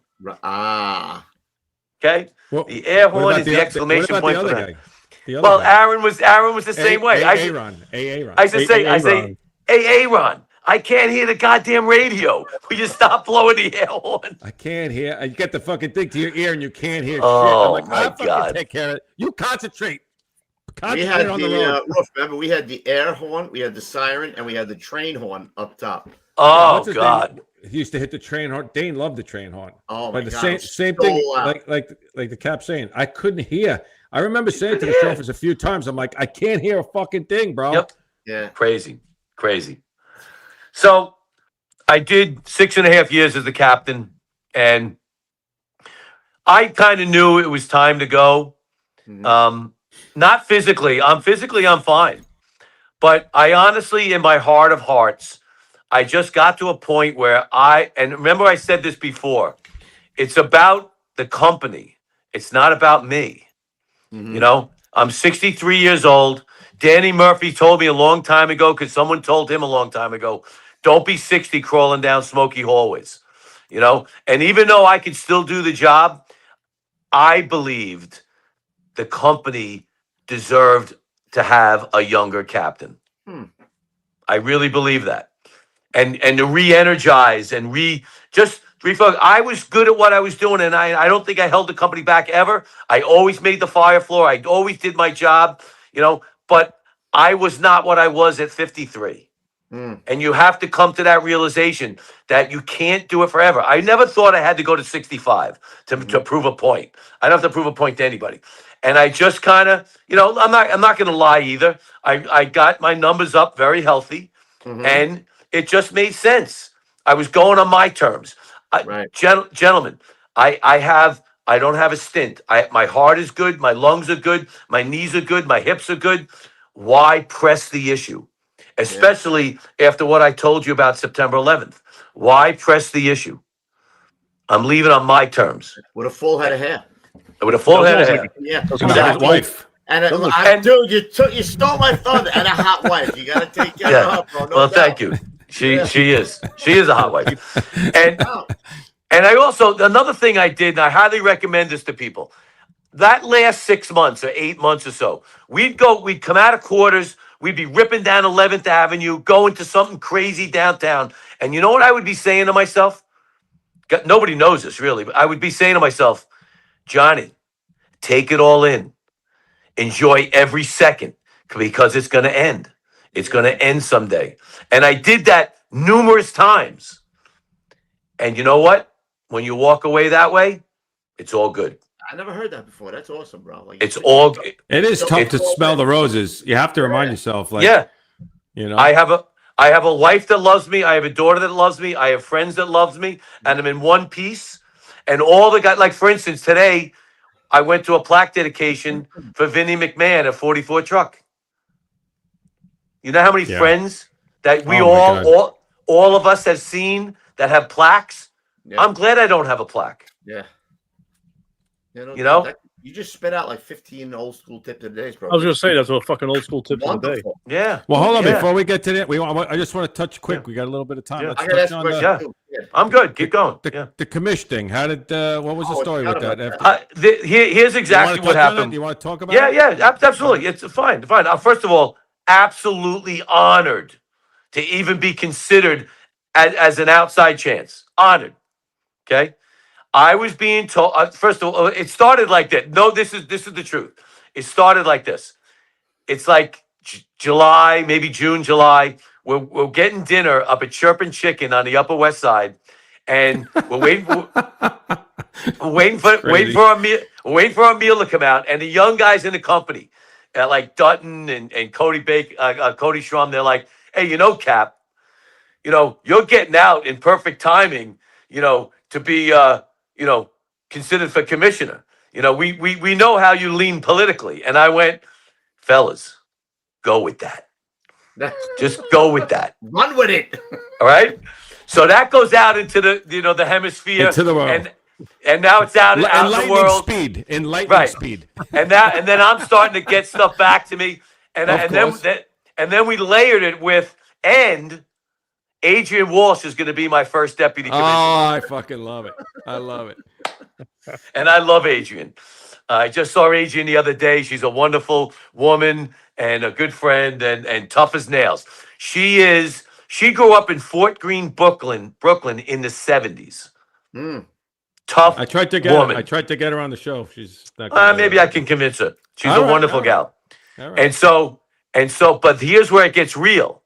So now sometime around like September or so, I'm speaking with some political figures in the upper echelon of the state government, and they're telling me that they have nobody. And so with that being said, I go, listen, throw my hat in the ring. And I was just going to say, here's my hat. Right, and the reason I said that was simply because if Mondami administration has no one to go to, and they go to a political person like either a borough president or something like that, that would be a disaster for the New York City Fire Department. If I even knew Lillian Bazignore was in the mix, I wouldn't have even. I would have backed right off. I'm middle management. I'm a captain. She's a 4-star or was a 4-star EMS chief. She's way more qualified than me, and that's fine. And listen, that is a very, very, very difficult job. Day in and day out, 365 days, 24/7. Did I really want that? Probably not. No. Hell Probably no. not. But Fuck that. I would have done it if it was good for the New York City Fire Department, because like all of us, all 4 of us and everyone listening, we love the New York City Fire Department. And if that's what I needed to do to do the right thing for the job, I would have done it. I would have done it. And you know what? If you really think of what the qualifications are for commissioner, what is your job? Now, a guy like Robert Tucker, I wish he stayed, because he's an incredible, he's great, incredible individual, and super smart, and brings the private sector to the FDNY, and we need that. Right.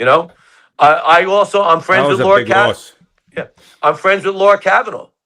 I'm friends with Tommy Von Essen. I spoke with Sal Casano. All of these people were giving me information to help me navigate, and they would have continued to do that. So whatever. And that's all I have. And when I didn't get it, was I disappointed? Yeah, I was disappointed, but I was also relieved, because now I can go on to the next chapter, incredible chapter of my life, which is I'm doing 110 different things. So it's including a big show on July 30th. On July 30th, which is the pinnacle of all of those. Top of it. And we'll get into all of the reasons how I got involved and why the FDNY thinks what we did was important. We're getting into all of that. All right, one last question. Yeah. Yep. You talk to Eddie a lot? Does he call you? Eddie Cowan. Kilduff? Oh yeah, no. Eddie and I have spoken a number of times. Absolutely. Eddie, I just never heard Eddie's name leading up to that spot. You know what I mean? But once it was Eddie, I know Eddie forever. Yeah, we know him a long time.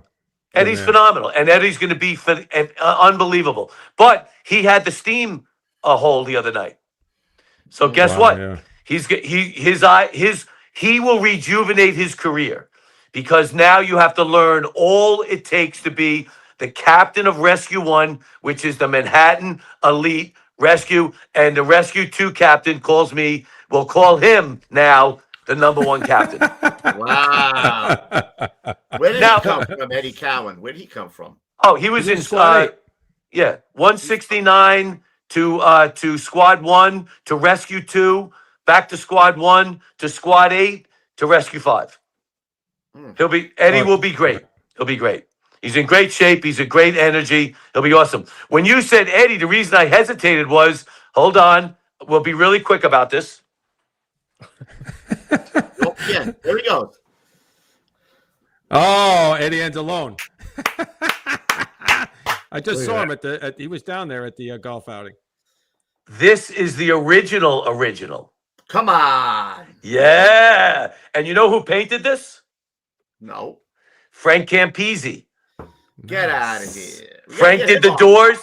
Frank, and it's a whole long story, but this is the original that I put together. And Eddie said it when he did his episode.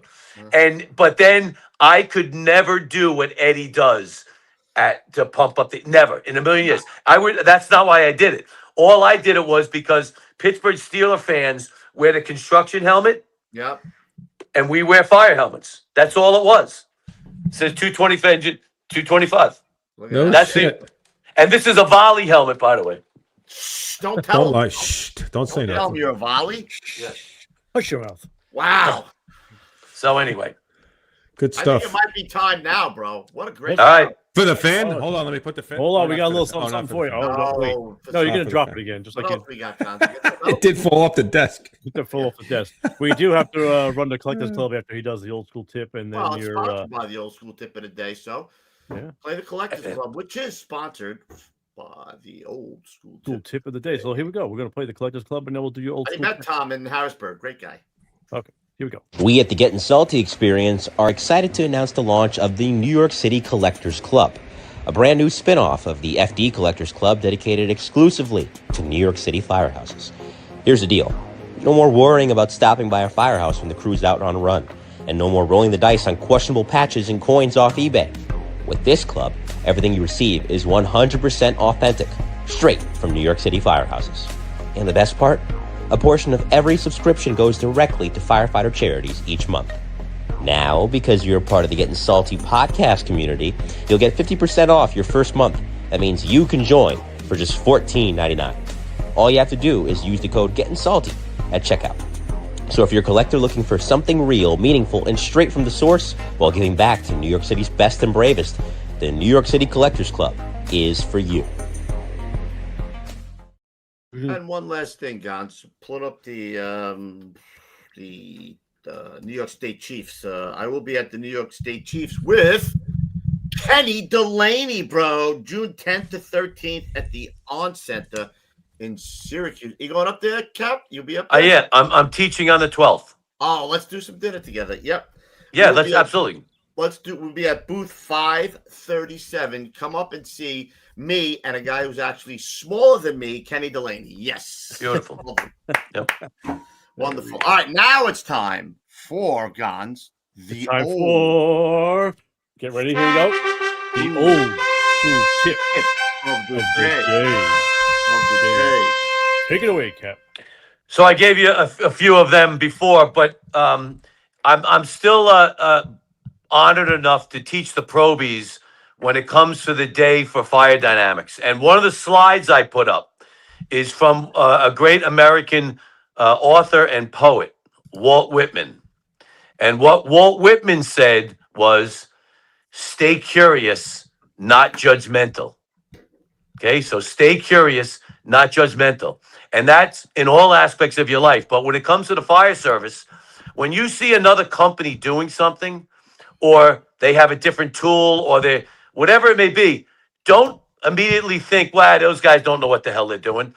Be curious, right? For me, when I go around the country and I see what other departments do, and how they stretch a hose or what gear they wear, whatever it is. I'm curious what they do because there may be a really good reason why they do what they do. And so stay curious, not judgmental. And that could also be, a way to live your life, especially in this day and age. So that's the school tip, my old school tip of the day. I love that. Very cerebral. Yeah. You know what? I actually know another great outstanding, by the way. Other than Walt Whitman, I know a guy who wrote this. I like it. What's this little book right here? We're gonna have to put a leash on Coobs with the plugs.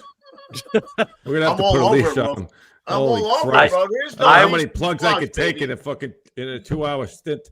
I will buy one of those books from you. I will sign it and give it to you. I'll buy it. I'll buy it. Listen. A captain at 12%. Wait a minute. I'll buy it. And he owns a brownstone. You can buy 2. All right, let's go. There you go. There you go. Don't forget July 30th. Who do we got next week, Ruff? What's next week? Next week quick. Give me 3 seconds here, and it's going to. Oh, gee, I wonder who it is. Oh, this somebody who wrote a book. Oh, it's the no! I think I got something that week. I have to call Delaney. Yeah. I can't. I don't think I can do it. You got to give back. I'm working, by the way. So you got to give him back a little bit. Anyway. Goodness gracious. Hey guys, I want to thank all 3 of you very much. This is way more than I personally deserve. It's just my whole career has just been a blessing on so many levels, and knowing you guys as long as I've known you guys, and what you're doing, getting this word out and having some fun and all is good. But I love the balance, right? We'll talk about someone's career, have some laughs, some funny things that go on, and then July 30th, we're getting down and dirty. I like his style, bro. Lopez. July 30th. I might have 2 fans going. 2 fans. Oh. Look at him laughing. I love it. You cheap bastard. You ain't spending money for 2 fans. I got 2.